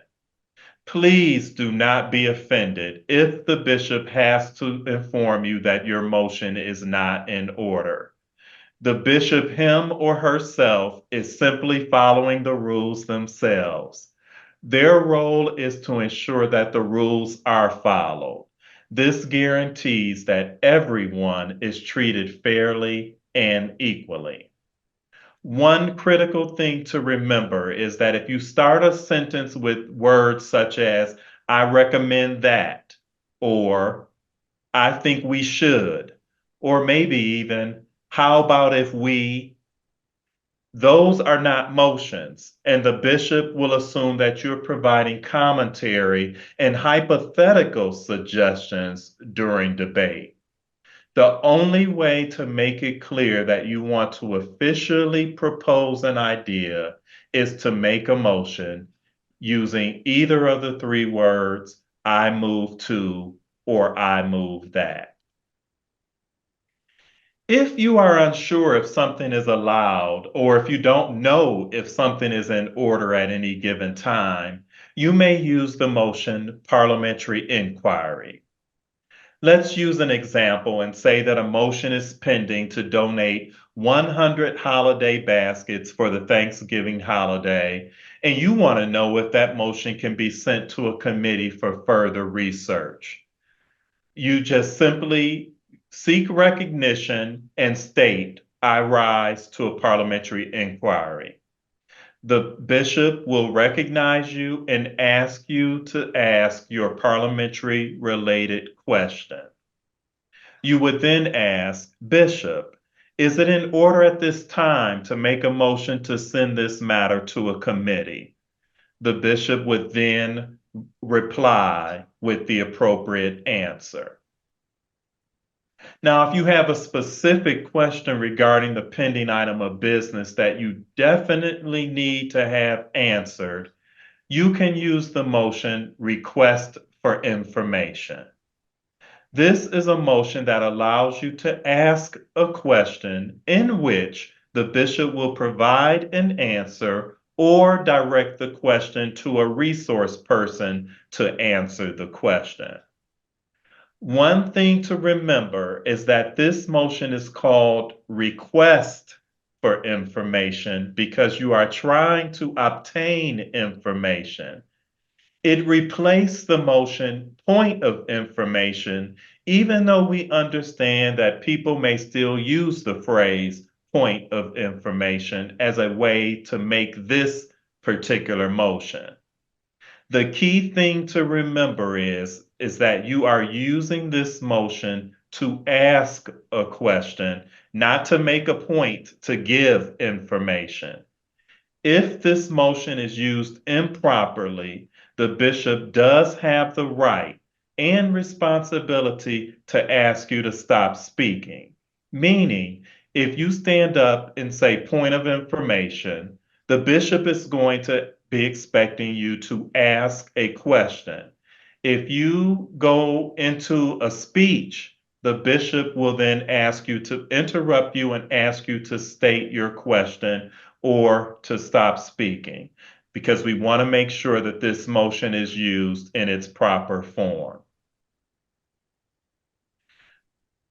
Remember, the General Conference rules that are provided in the Handbook of Delegates will be the primary set of parliamentary procedure rules we will follow. If you want to learn more about the various types of motions that you may hear, the resource you need is Robert's Rules of Order, newly revised 12th edition. Now, if that book is too difficult to understand and too lengthy for you to grasp within this time frame, you may use an abbreviated version called Robert's Rules of Order, newly revised, in brief, 3rd edition, keeping in mind that the abbreviated version does not go into the depth that a large conference like the General Conference may entail. I hope this information, although it be brief, it was high-level overview, has been helpful for you. And if there are any questions, I can address those, whether it's regarding something I covered or any other different parliamentary procedure item.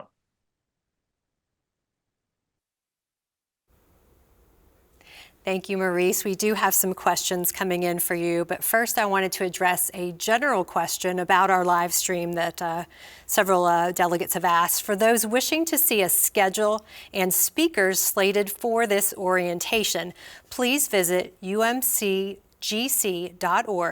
go under the Delegate Orientation section and click the View Topics and Speakers button for information on who's coming up today. So Maurice, questions for you. The first is, what do you find are the most common misunderstandings people have about working with Robert's Rules of Order? One of the most common, I actually covered it right now in today's session, which was why I included it, and that is that people misuse that one motion that I addressed, request for information, because they want to use point of information to get a point across. They also see, one of the biggest misconceptions besides that is that they also see parliamentary procedure as a hindrance to being able to participate in a meeting. And I find it to be contrary to that. Once you learn and know and go to sessions such as this, you will definitely understand that it's easy to use and you can benefit from actually understanding the use of parliamentary procedure. All right, Maurice, another question we have is, will all votes be taken electronically? That is a good question. I'm going to answer by saying the majority of votes may be taken electronically. It will be up to the bishop who is presiding if we will use a different moment at any particular given time. A very good example is let's say we're discussing something that is easily considered non-controversial to the delegates. The bishop may just try to ask for unanimous consent in that case. Now, that's not going to happen all the time, but there are other methods that the bishop may try to implement, just again to expedite business based on what the pending item is. One more question, and I don't know if this is better directed to Gary Graves or to you, Maurice, but are Robert's rules available in other languages for our delegates? The only other language that it is available in is in Spanish as of right now. Each edition that is published, there's more and more movement to try to translate it into other languages. But to my knowledge, the only other language that is translated in currently is Spanish. Okay, lots of great information. Thank you very much, Maurice. And thank you all for your questions. If you have additional questions, please send those to us and we will process them further after the live stream. Now we're at our midway break time, so please feel free to get up, take a stretch, and we'll resume in about 10 minutes. Can everyone hear me? Okay. Yes. Okay, great. I'll get started. Thank you all. It's a blessing to be with you. My name is Ken Carter, and I serve as the resident bishop of the Western North Carolina Conference of the United Methodist Church. In a moment, you'll hear from Bishop Connie Shelton. We are honored to collaborate in being the host committee for the General Conference. The Western North Carolina has 643 local churches, 190 fresh expressions of church, 37 new church communities, and 15 campus ministries. There are many strong and vital United Methodist churches in the city of Charlotte, and we look forward to welcoming you. I also want to say a word of thanks to Wanda Musgrave, who chairs the Western North Carolina section of the host committee. We welcome you. To the delegates, I want to say I thank God for you. I was a delegate in 2004 to Pittsburgh, and 2008 to Fort Worth, and 2012 to Tampa. And I honor the work that you'll be doing as a delegate because you love the church and you want our church to be strong and vital in the future. Your conferences trust you with important decisions in the present and future of the church, and that's why you're a delegate. I want to thank the laity who often take time away from their work to come to this extended conference. Thank you. And I want to thank the pastors who have stepped away from the local churches you serve to be here. Thank you very much. We're praying for you, and we look forward to seeing you in a very brief time in Charlotte. Thanks for being a part of this. And I want to acknowledge and introduce my colleague, Bishop Connie Shelton from the North Carolina Conference. Thank you, Bishop Carter. It is such a joy for our two conferences in North Carolina to host together. And I share my gratitude for our lead host folks like Trish Archer on the North Carolina side, who will be speaking in just a moment. All of you, we are so excited to welcome you to General Conference for worship, discernment, and holy conferencing as you dream God's dreams for the United Methodist Church. Come with joy and hope and an openness to the presence of the Holy Spirit and one another. We've awaited this General Conference gathering for far too long. Our local host team created a welcome video to help you get acquainted with the Charlotte area. Those of us in North Carolina want to give the Minnesota Conference host team a special shout out for sharing their video production from the General Conference they never got to host. We are embodying the connection at our best. So grab your travel itinerary and receive our embrace with this video. Welcome to Charlotte.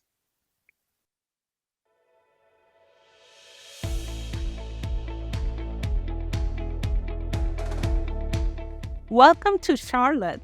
I'm so excited for all of our guests to arrive. We want to give you a warm Charlotte welcome and a brief overview of what you can expect. Most of you will fly into the Charlotte Douglas International Airport. The Charlotte Douglas Airport consists of one terminal connecting 5 concourses, A through E. Once you exit your plane, head to the baggage claim to pick up your bags and look for people wearing red aprons. They will answer any questions you might have. After you get your bags, the General Conference volunteers, who will be in red aprons, will help you with ground transportation to your hotel.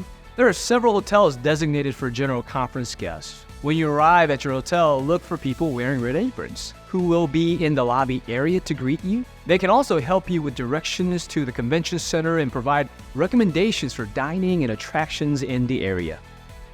From each of these hotels, you can walk to the Charlotte Convention Center, where all of the sessions for General Conference will be held. Charlotte is a very walkable city, and you will be able to walk most places. Charlotte also has a light rail system that runs through the city with the Lynx Blue Line train running directly through the convention center. Once you arrive at the convention center, come inside where you will find friends in red aprons ready to greet you and guide you to where you need to be. Each day will begin with worship and presentations.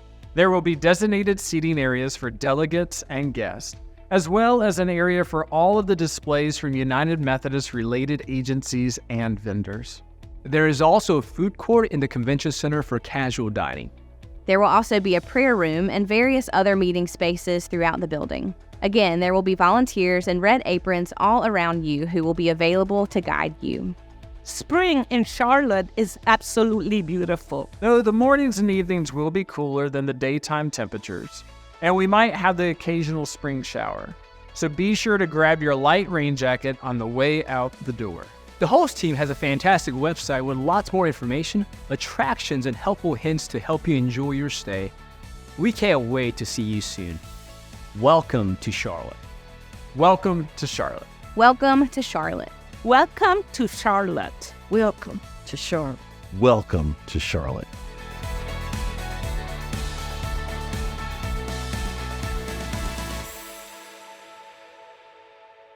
Lots of great information there. Hosting a general conference involves a massive effort by countless volunteers.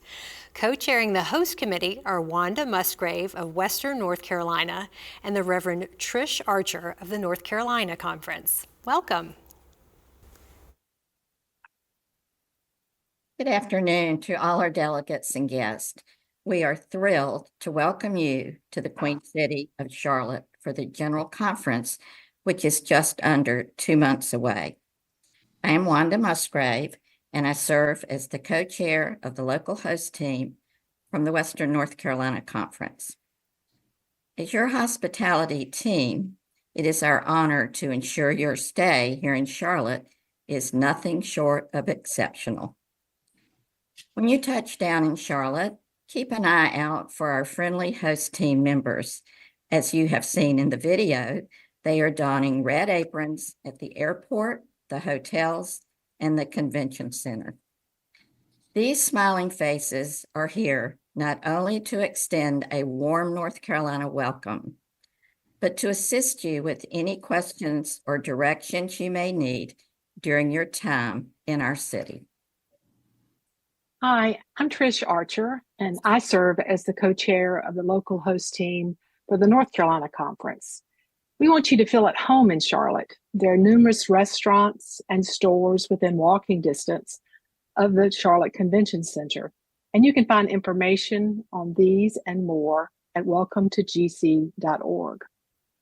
While you're in Charlotte, you might want to check out the Epicenter, a vibrant entertainment complex with a variety of dining options, or King's Kitchen, the Southern-inspired restaurant serving up delicious comfort food with a mission to give back to the community. If you need any essentials that you forgot at home, you're only a few blocks away from a CVS, a Whole Foods grocery store, or several indoor shopping plazas. Whether you're craving a quick bite or you need to pick up essentials, we'll find everything conveniently close by. And as you heard in the video, navigating Charlotte is a breeze with the Lynx Blue Line, our light rail system. With the train running directly through the convention center, you can hop on and explore the city with ease. We invite you to join us for worship at one of our area United Methodist churches on Sunday, April 28th. Soon, we will have a comprehensive list of churches on our website, welcometogc.org, including details like directions, distance from the convention center, translation capabilities, and worship styles. Before the conference begins, we invite you to join together with us and United Methodist around the world for a powerful 24-hour prayer vigil on Sunday, April 21st, lifting up prayers for everyone involved in the General Conference in Charlotte. Again, for all of these details and more, please visit welcometogc.org. There you'll find everything you need to make the most of your time in Charlotte, from transportation information to local attractions and beyond. And for those of you who are not delegates, but may be traveling with a delegate and wish to serve on the host team during General Conference, you can find information on applying to serve at General Conference on the website as well. Thank you for joining us for this brief overview of our great city.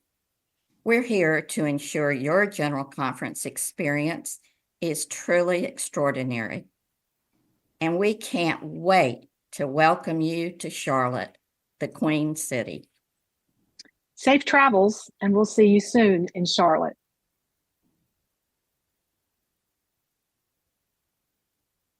Wanda and Trish, thank you for that warm welcome. We have some time for some questions now. And this first question is for either one or for both of you. What would you recommend delegates do with their free time on Sunday in Charlotte?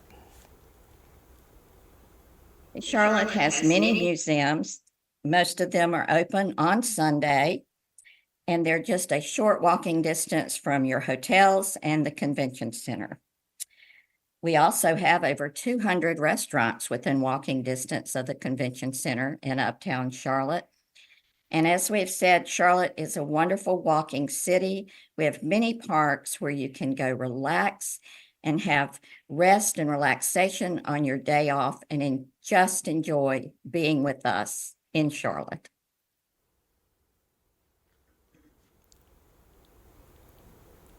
All right, another question that we're getting off the Q&A feed is, any advice for getting through the Charlotte airport smoothly?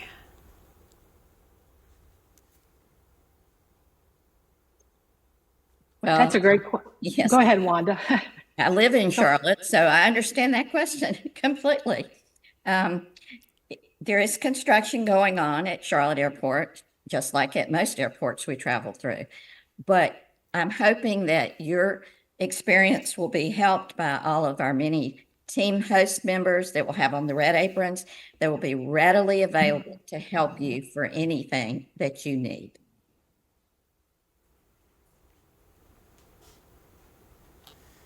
Here's another simple but important question. What will parking be like at the convention center? Most of the parking downtown is, there are parking lots there. Wanda, you can help me with this because you live there. But there are valet parking decks, and there are also parking, of course, at most of the hotels. Wanda, would you add to that? Yes, there is parking. It's limited. The convention center has a parking garage that is attached. It's actually for the NASCAR Hall of Fame, but it serves the convention center and the NASCAR Hall of Fame.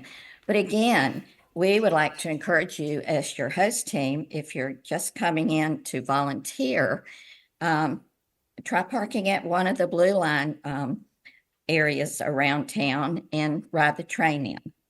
And those of you that are at the hotels are in walking distance of most everything. We're having a question about what the weather is going to be like in Charlotte during the conference. We answered that a little bit during the video, but for those folks who live in North Carolina, you could give us a better idea of what the weather is like from day to day. Well, it's North Carolina, so the weather could be any number of things in a given day, usually. But I think you'd find that it's springtime, so you definitely want to have a jacket available. Rain jacket, as Wanda said, most everything is within walking distance of the convention center, so you'll be close by. Wanda, would you add, since you live in Charlotte, you want to add anything to that? I think, like Trish said, it's North Carolina. It was 70 yesterday and 50 today. So welcome to North Carolina. But it should be beautiful in April. And you may have a rain shower, but it's probably and is my favorite month in North Carolina. All right, lots of great information. Great chatting with you both. Now we're going to turn our attention to addressing some of the legislative topics that you will be asked to act upon. Our first session will focus on legislation related to ethical conduct and leadership. We will be hearing from Dawn Wiggins-Hare, General Secretary of the General Commission on the Status and Role of Women, Bishop James E. Swanson, Interim General Secretary of the General Commission on United Methodist Men, and Sally Vonner, General Secretary of United Women in Faith. First, Dawn Wiggins-Hare will discuss a proposed apology to victims and survivors of sexual misconduct.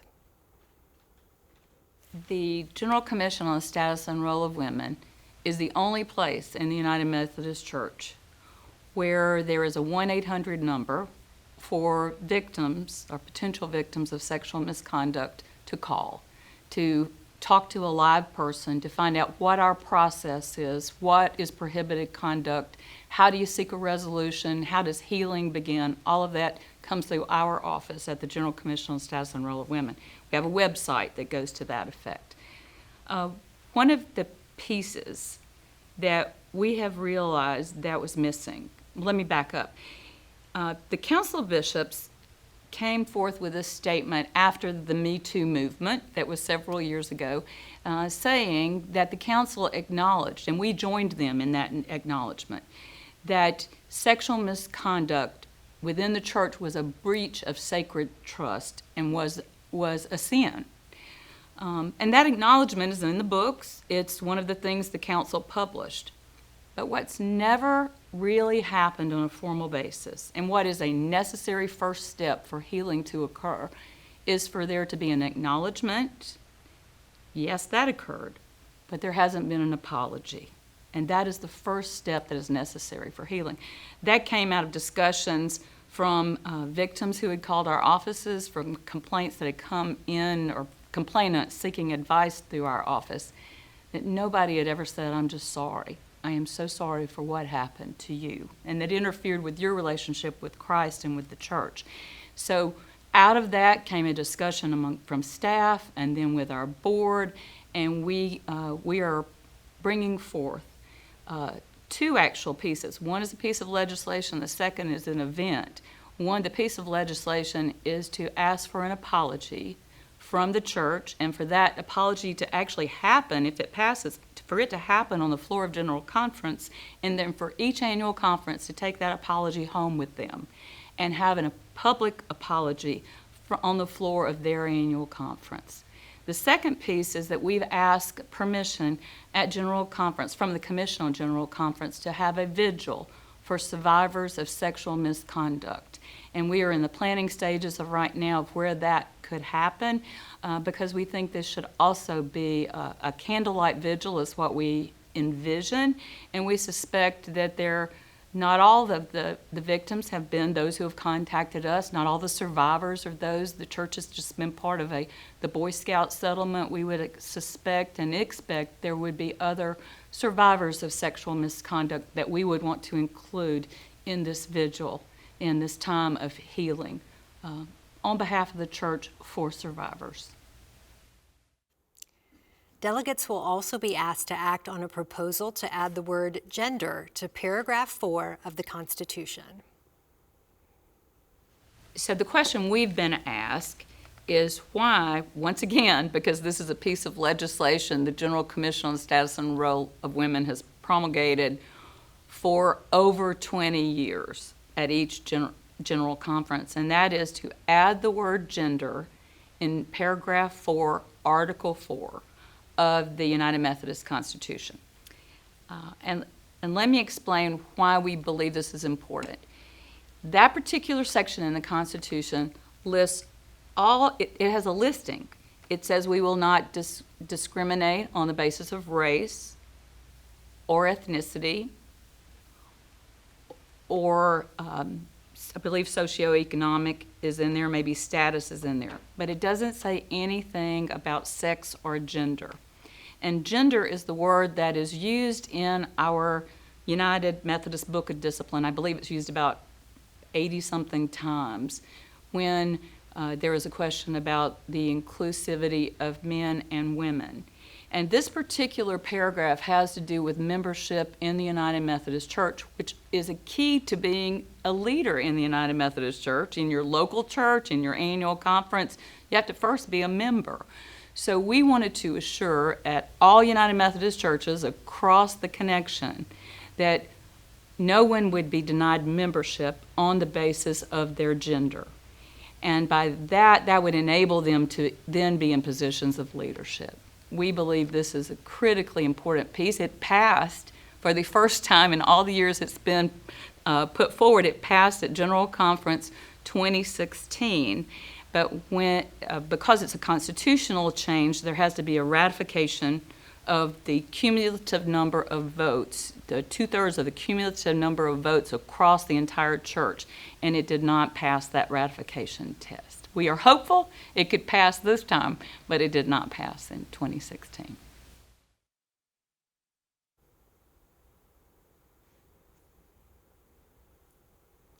United Methodist Men is sponsoring legislation addressing support for clergy women and also confronting domestic violence and abuse. Bishop James E. Swanson shares more about the United Methodist Men's priorities. Well, basically, the priorities we have, number one is to help people really know us.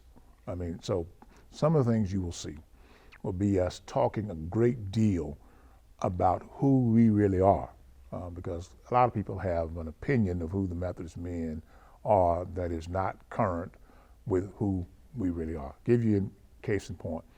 One is that we are an organization that understand ourselves to be very supportive of clergy women, though that is not well known by the church itself.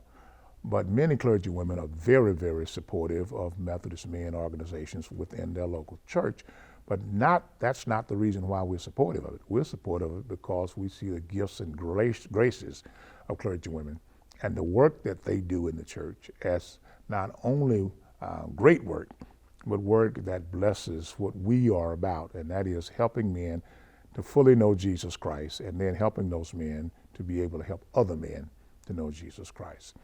So that kind of legislation, also legislation that deals with domestic violence. And we really do believe that we need to be a part of that conversation. Yes, there have been atrocities, and personally my mother was a victim of domestic violence and left me at the tender age of 18 because she was the victim of my stepfather who killed her. And so as a result of it, we are not only concerned about it, but we want to be a part of the solution.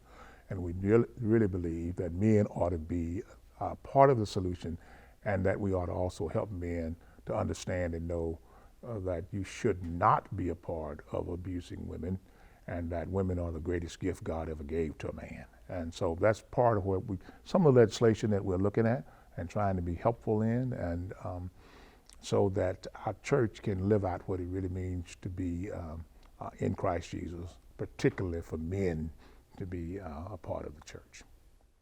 In the Resolution 3427, what we're trying to do is to say to the church that we want to be a part, the Methodist men, of helping to eradicate gender-based violence, and that we need to be a part of the solution because most of it is perpetrated by men, and that we really do believe we can be an added asset to that. We realize that women are going to lead that charge, but we want to be there to assist in making that happen, and also be examples of what it really means to be a man in Christ who understands the fact that there are men who do these commit these atrocities, but we also know and believe in the power of Christ to change a man's life.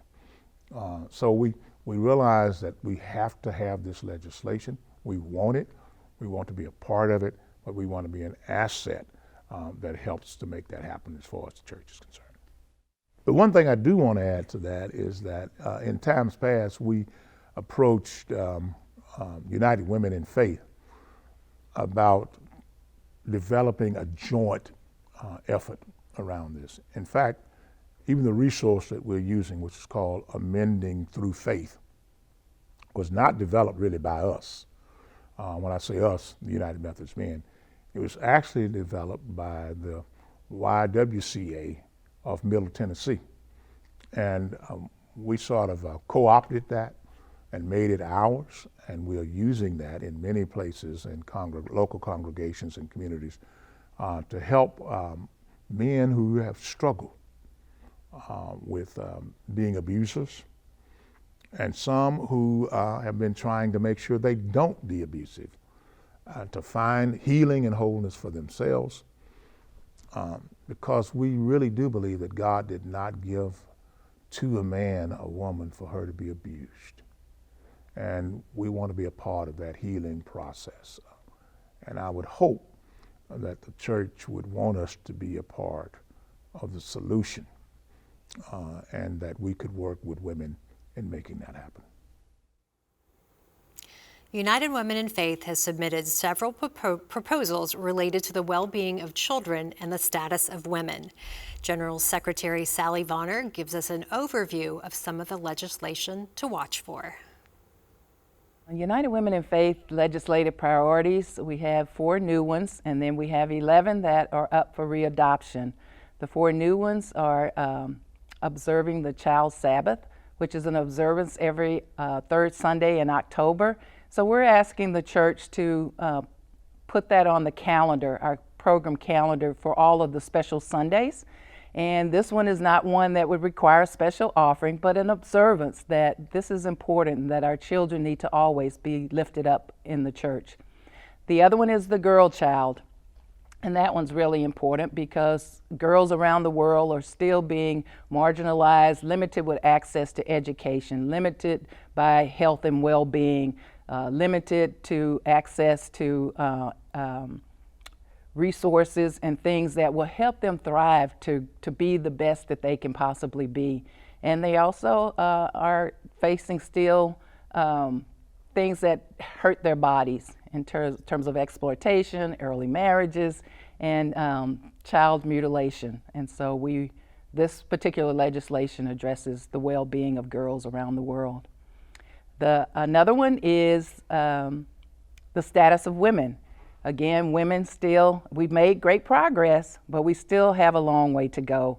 And women still are limited to economic equality in terms of equitable pay, in terms of environments in which they live and work, and also here in the church, So it's important that we continue to uplift women and their opportunities in leadership, in decision making. And so it's really important for us to make that a part of what we're bringing to General Conference. And then the last one is the Voting Rights Act. As many of you that are hearing this will know that there have been changes really since the Supreme Court decision in 2013 to shift and to limit the access to voting, particularly the Voting Rights Act of 1965. And so this is an opportunity for the church to stand up and say, we need to not do some of the things that are happening, not only in the U.S., but across different states, to limit people's access to voting by redistricting or changing lines just to benefit a particular group of people versus everybody having equal access. So it speaks to that. And then the 11 readoptions, pretty much, if I had to categorize them, would be around inclusiveness, continuing to, again, think about greed and privatization, limits of things that relate to that. Also, continuing our racial justice work, so things that relate to, of course, our Charter for Racial Justice and this global impact is one of those up for readoption, so really want support for that. So for racial justice, our Charter for Racial Justice is up for readoption. Speaking out with compassion against hate, because that's a big issue in our context here in the United States, and also stopping the criminalization of communities of color. And then another area is around protection of our climate and our environment. So there are different legislative items related to that. So in terms of the protecting the environment and climate, related to law of the sea, and one related to extractions. So that pretty much shapes up our priorities, and we're excited, and we really want our delegates to be clear about those things, and it just reflects who we are and our continued reinforcement of our values.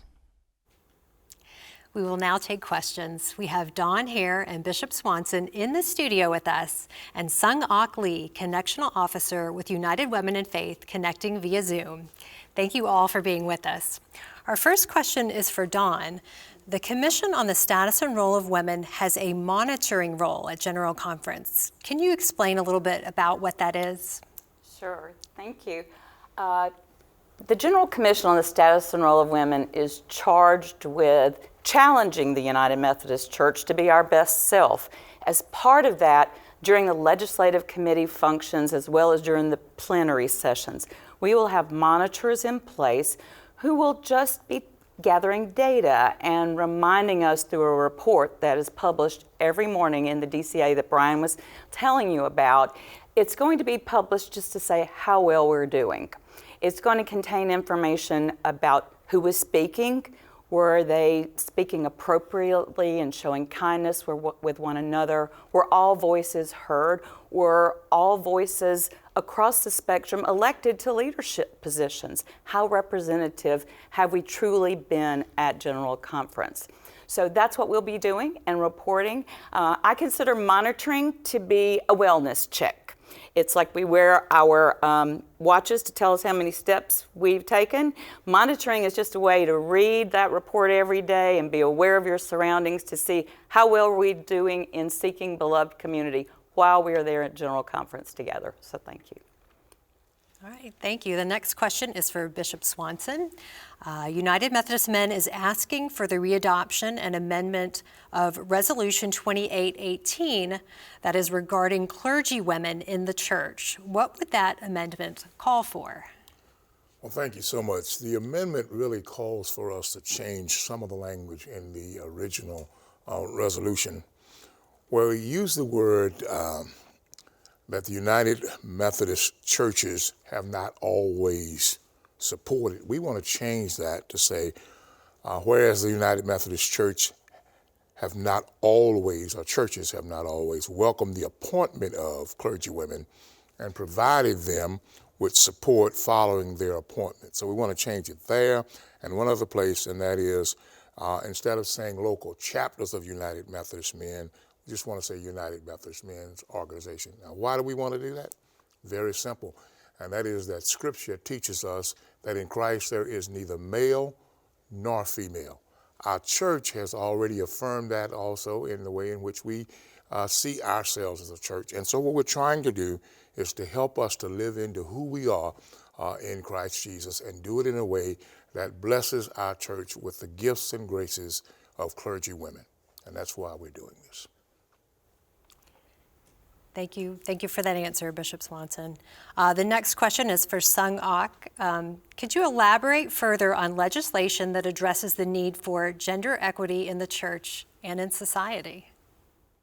Yes, Sally did a good job of explaining about our new petitions. So I'll just add to that, the girl child, certainly, the need still exists. That's why these are coming back as new. the girl child, the status of women, so it's coming back because in 2016, these 4 new ones expired due to time running out. But because the need is still existing, the girl child is coming back to make sure that the church works on ensuring girls have access to clean water, safe homes, quality health care and education, and working toward ending child marriage, female genital mutilation, and child labor. Another new petition, Status of Women, calls on the church to continue to work on women's equity globally in education, health, violence against women, media, migration, and climate justice. And then one more new petition to mention would be the voting rights protection, as Sally mentioned, which calls attention to the disproportionate impact of voter suppression, disenfranchisement of communities and women of color in the United States, and recruits the church to ensuring all communities have access to full and equitable rights in the voting polls. So this is addressing gender equity, and these are all in the independent commissions section. Thank you, Sung-Ok. Our next question is for Dawn. What are Thursdays in Black? Thank you for the question. Let me give a little bit of a background.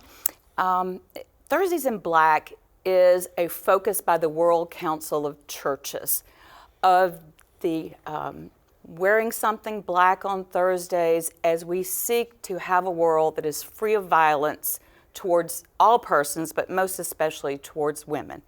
One of the issues that's been very much topically in our world is rape used as a tool of war.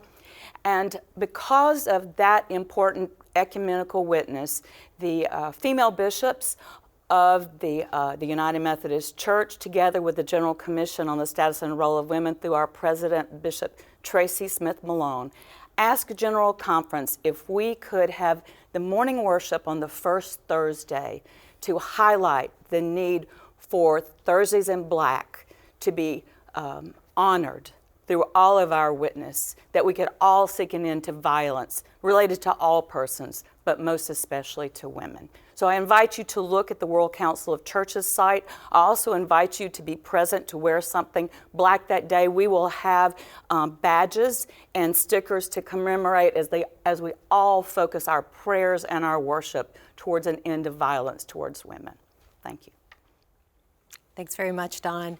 Our next question is for Sung-Ok. Will the United Women in Faith resolutions all be presented together?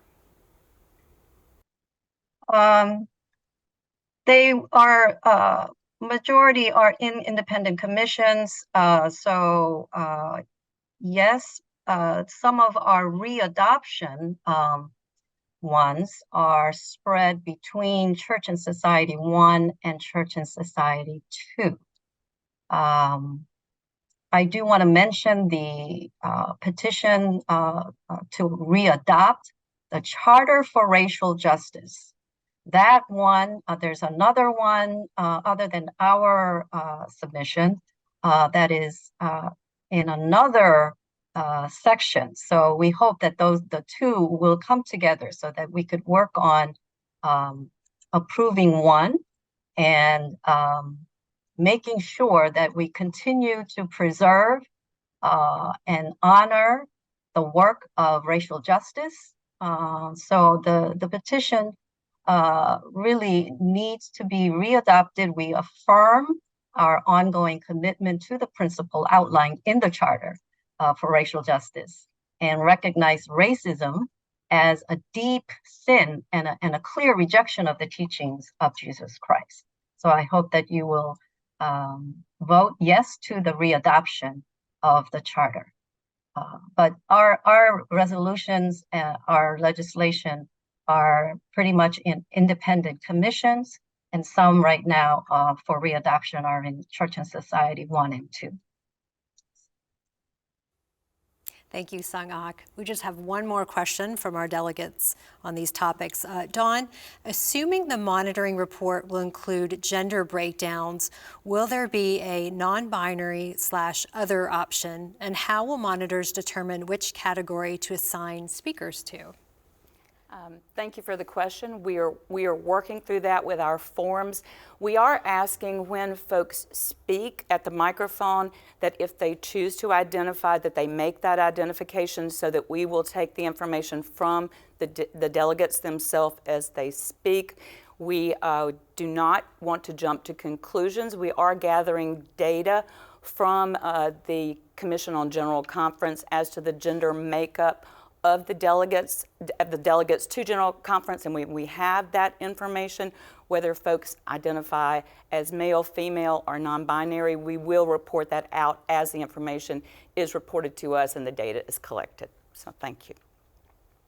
All right, thank you to all of you for joining us today. Our next legislative topic will focus on proposals related to the church's work in the world. We will be hearing from the Reverend Giovanni Arroyo, General Secretary of the General Commission on Religion and Race, John Hill, Interim General Secretary of the General Board of Church and Society, and Sam Hodges, veteran news reporter with UM News. First, John Hill will talk about the revised social principles.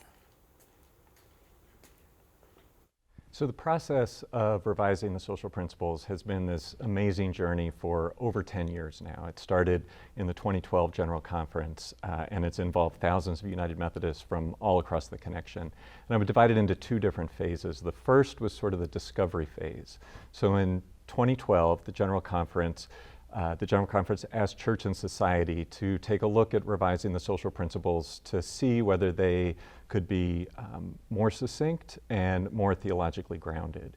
And so in that process, we started engaging United Methodists from across the connection. We had listening sessions in Europe, in the Philippines, in Africa, in the United States. And we asked the folks gathered the same series of questions, and we just sat back and listened.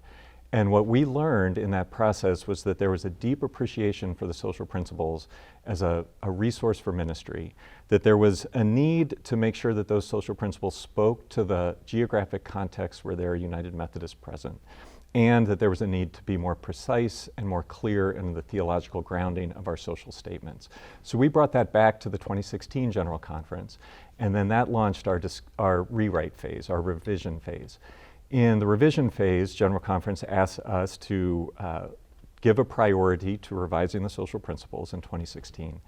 And we set about with a writing team, representative from United Methodist, again, from Africa, from Europe, from the Philippines, and the United States, about 52 folks, practitioners and scholars, clergy and lay, diverse lived experience, diverse geographic representation. And they came together to take the information we gleaned from those listening sessions and set about to actually rewrite the social principles, a wholesale revision. They presented that in 2018 to our board. We then published that for the global audience in the languages of the General Conference, did an online survey. We had over 2,500 respondents in the online survey, as well as a series of convenings, public conversations, where another 2,100 United Methodists participated from across the global connection. They reflected back some questions, some suggestions to how we might perfect that revision. So the writing team took all of those, synthesized that, brought it into the product which is now in the Daily Christian Advocate. They brought it to our board for adoption, and we've submitted it to the General Conference. So this has been just an amazing journey involving so many voices in a way that we believe really reflects who we are as United Methodists today and gives us a strong social statement for who we are to be as we move forward out of General Conference. The Reverend Giovanni Arroyo will give an overview of the constitutional amendment regarding racism. 5 is the church's stance on racial justice. It provides the church's view of how we address racism and how we are called to dismantle racism as a church. Article 5 amendment that we are proposing is to even make that language more stronger and allow the church to be more focused in action-oriented approach to addressing racism.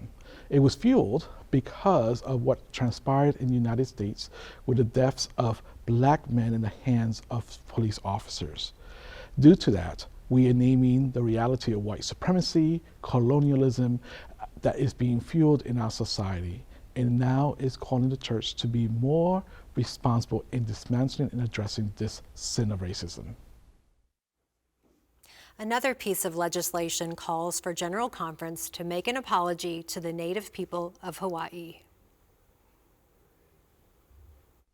This petition to General Conference was developed by the California Pacific Conference.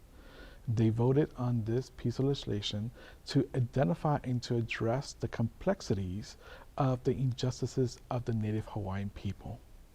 As you know, California Pacific Conference is part of Hawaii.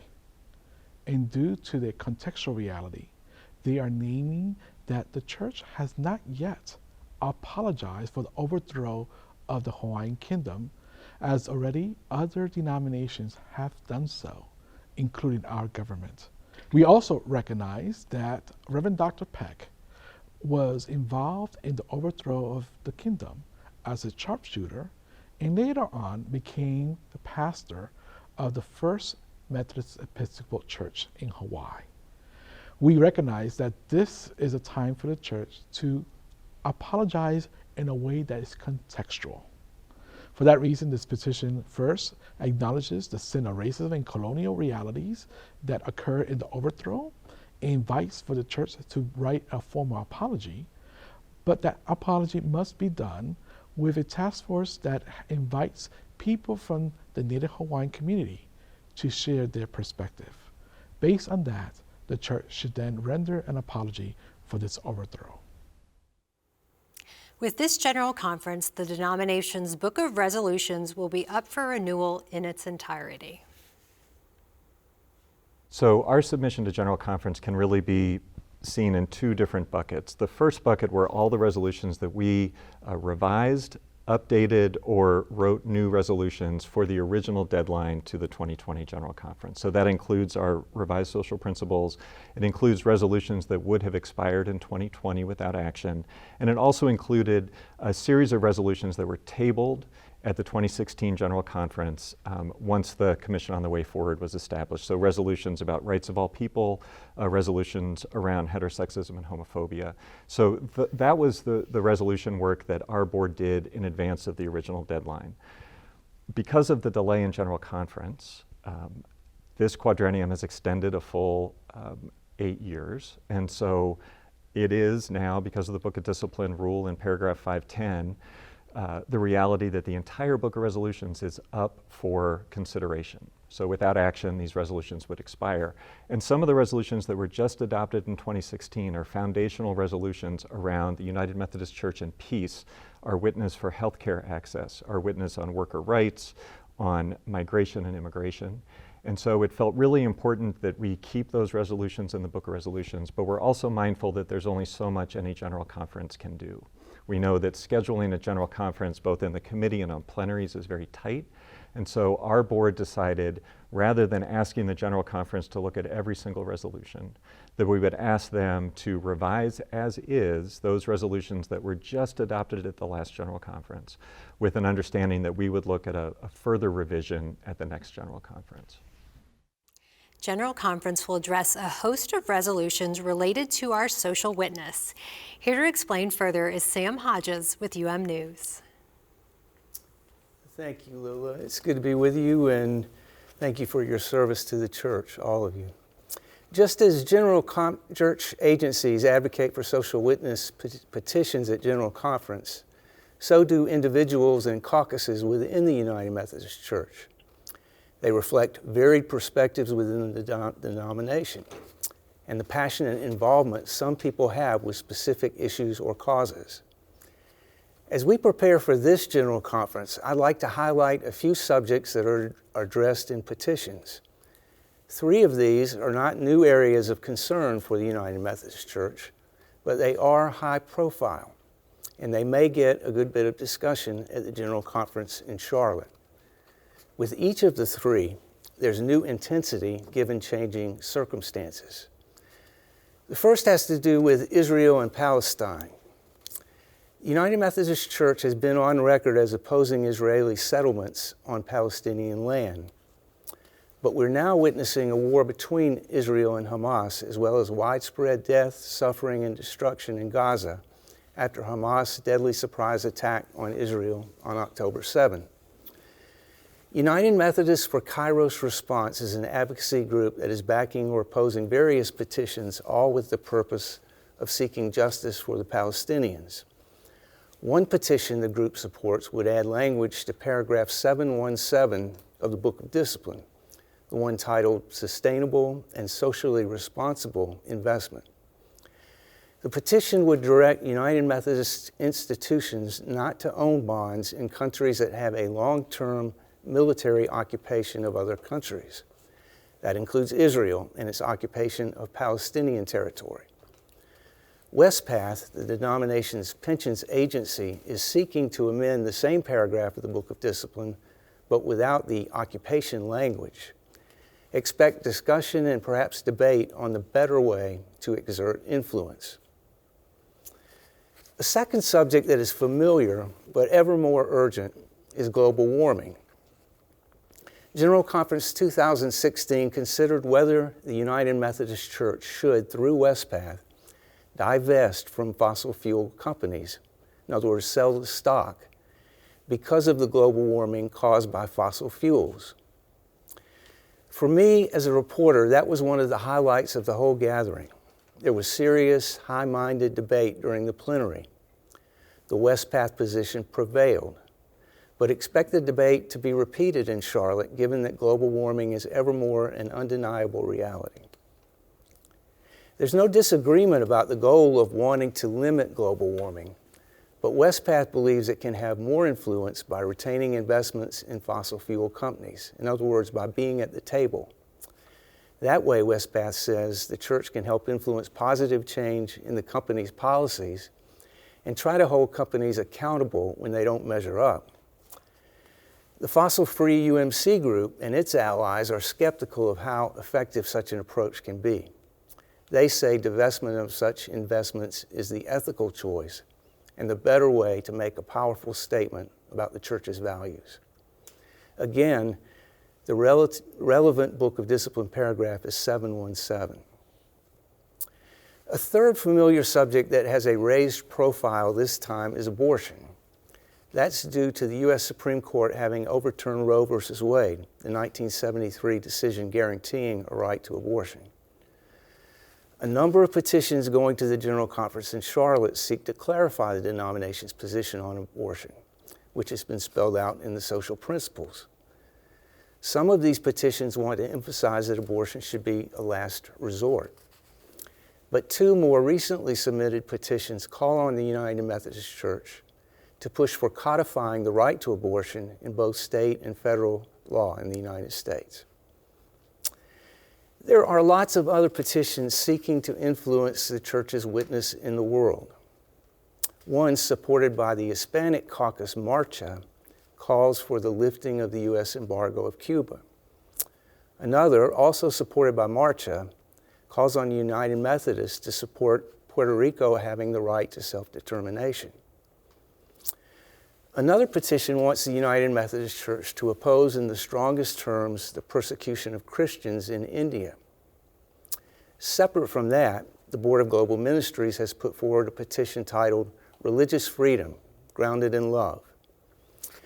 The United Methodist Church has long had resolutions affirming religious freedom for all. Those were grounded in the language of human rights and international law.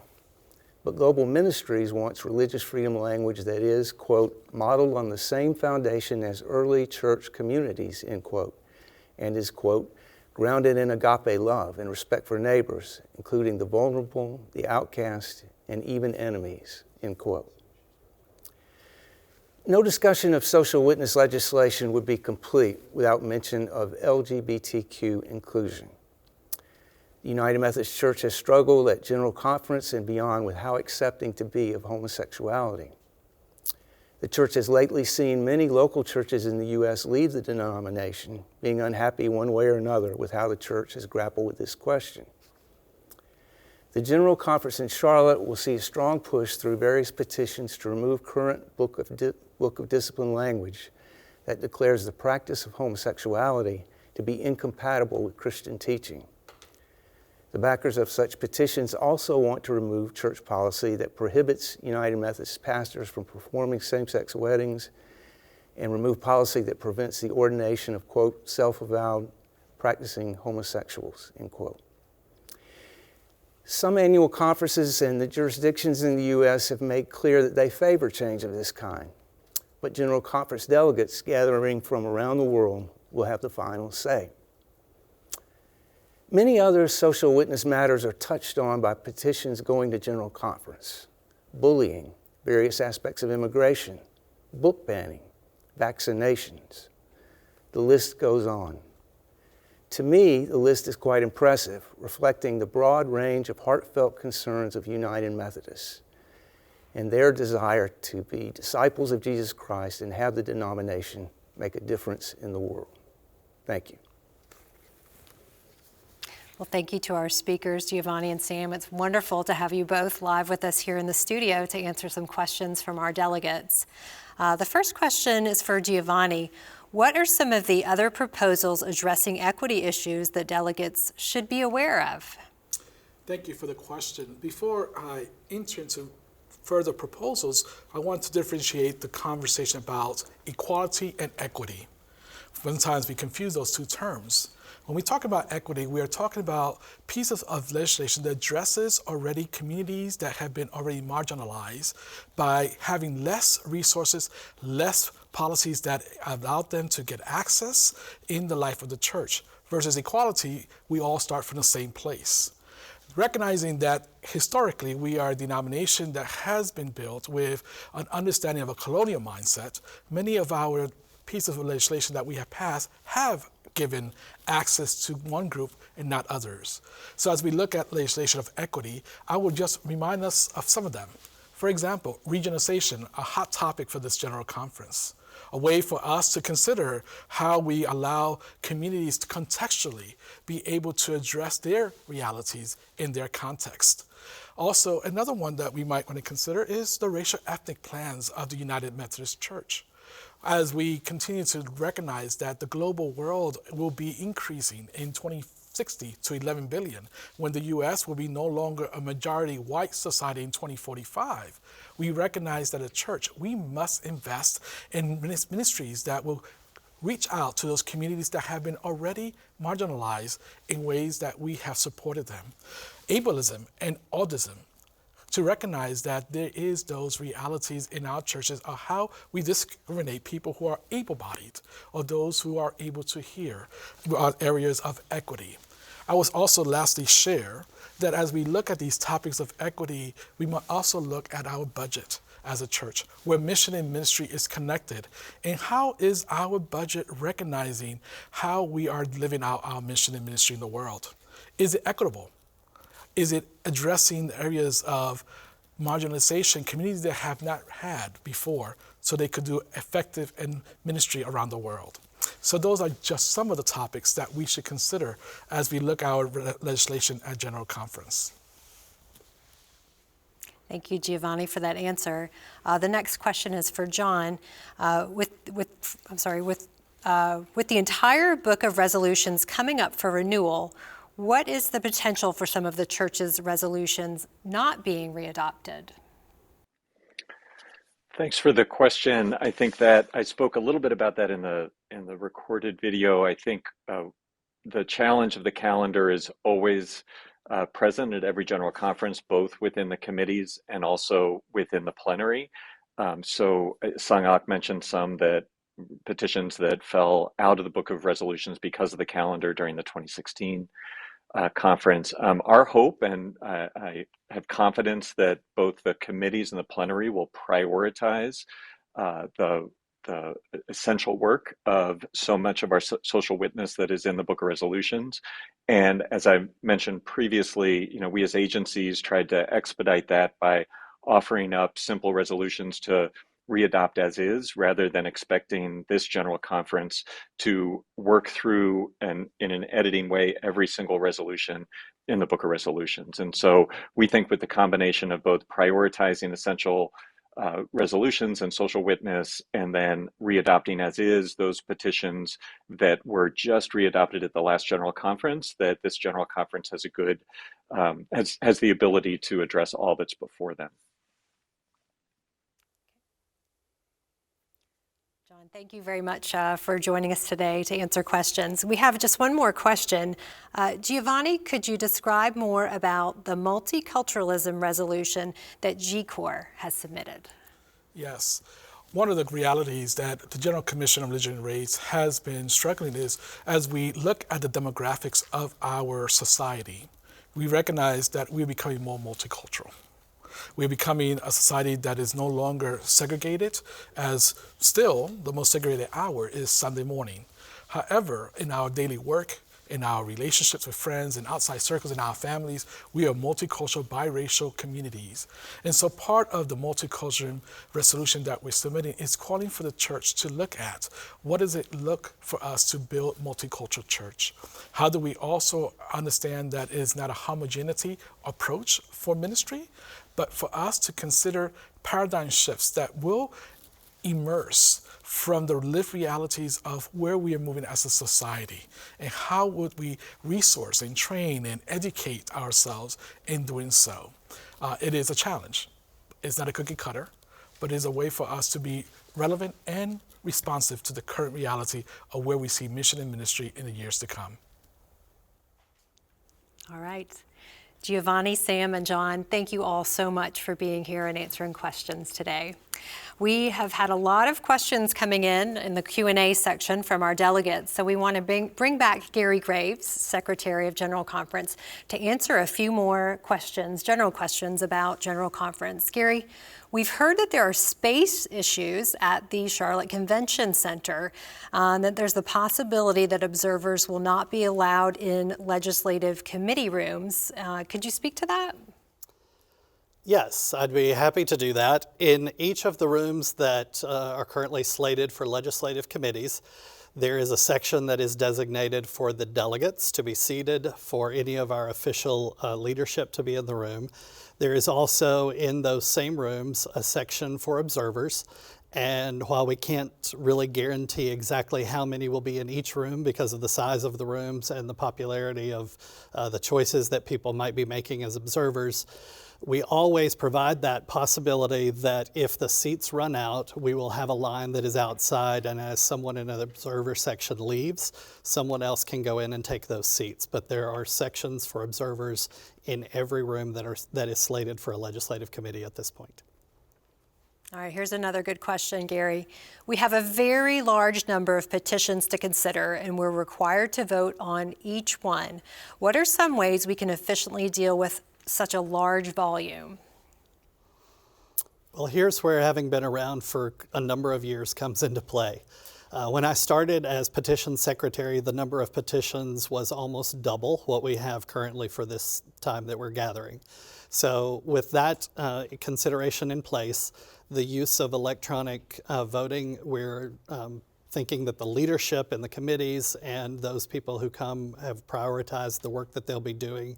So we want to make sure that they understand we believe they have the time that they can do that, but they will be prioritizing their work and working through that. We will be aiming for that late night on Saturday evening, hopefully not being necessary, but if it is, we are able to go past the 6:30 timeline to finish that work if possible. All right, more questions from our delegates. In 2019, it seemed that some people found their way into the queue more often than others. How is it determined who is recognized? The way that I understand our system, first of all, there isn't a queue. So it is not a line where you're in an order that we're going to work through. It's sort of like if you're in the body of a session and 5 different people have their hands up, the presiding officer decides which of those 5 to call on in what order they choose to do so. So that is in the hands of the presiding officer. And what we do is we accumulate all of the names of the people who've pushed a button on their handset, And when those names come in, they are there for the presiding officer to have and then choose from that list. Oftentimes, if you hear the same names over and over again, there may have been no one else that had chosen that particular category that was appropriate at that time. But it is the presiding officer who chooses who is called on from all the list of people who are in the pool rather than the queue. So I'm trying to work us into understanding that it's a group of names, not a line of names that's in any particular order. All right, Gary, looks like we have a couple more questions. Who is the chair of the Committee on Reference? The Committee on Reference, as Abby and I mentioned earlier, will be convening on the day prior to the opening session, and at that meeting, the organizing bishop will lead them in the process of electing officers, and they will elect a chair, a vice chair, and a secretary at that time. All right. This last question is a small detail, but very important, Gary. Will there be electrical access at the plenary tables? While that typically is something that Sarah would handle as the business manager working with our decorators in the building, I can say that it is a very strong likelihood that that will be occurring. Almost a guarantee, but we are working with them to do that. The reason I can tell you that is we have about 4 garbage cans full of power strips that we have purchased over time because it's cheaper to buy them than to rent them from facilities. And we know that people will be bringing laptops. We know that we will have Chromebooks that we'll be utilizing. We have phones. We have everything going on.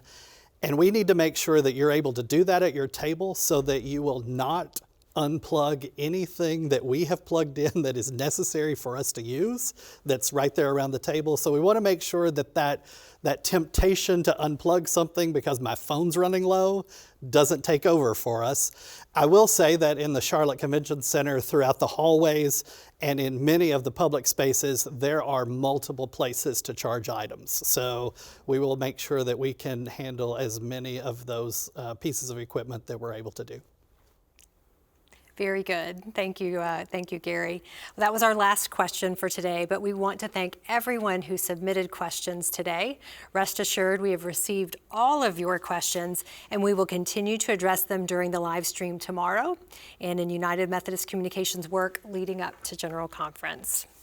Thank you for being with us. I hope this first day of the orientation has been helpful. Please join us tomorrow at the same time as we continue to explore legislation coming up at General Conference and ways to help you prepare.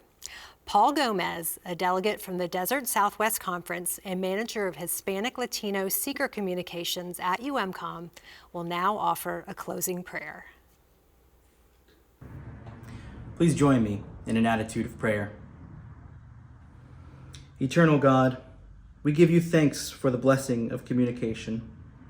Through your Spirit, we can connect between thousands of miles, multiple languages, and hundreds of ministry contexts.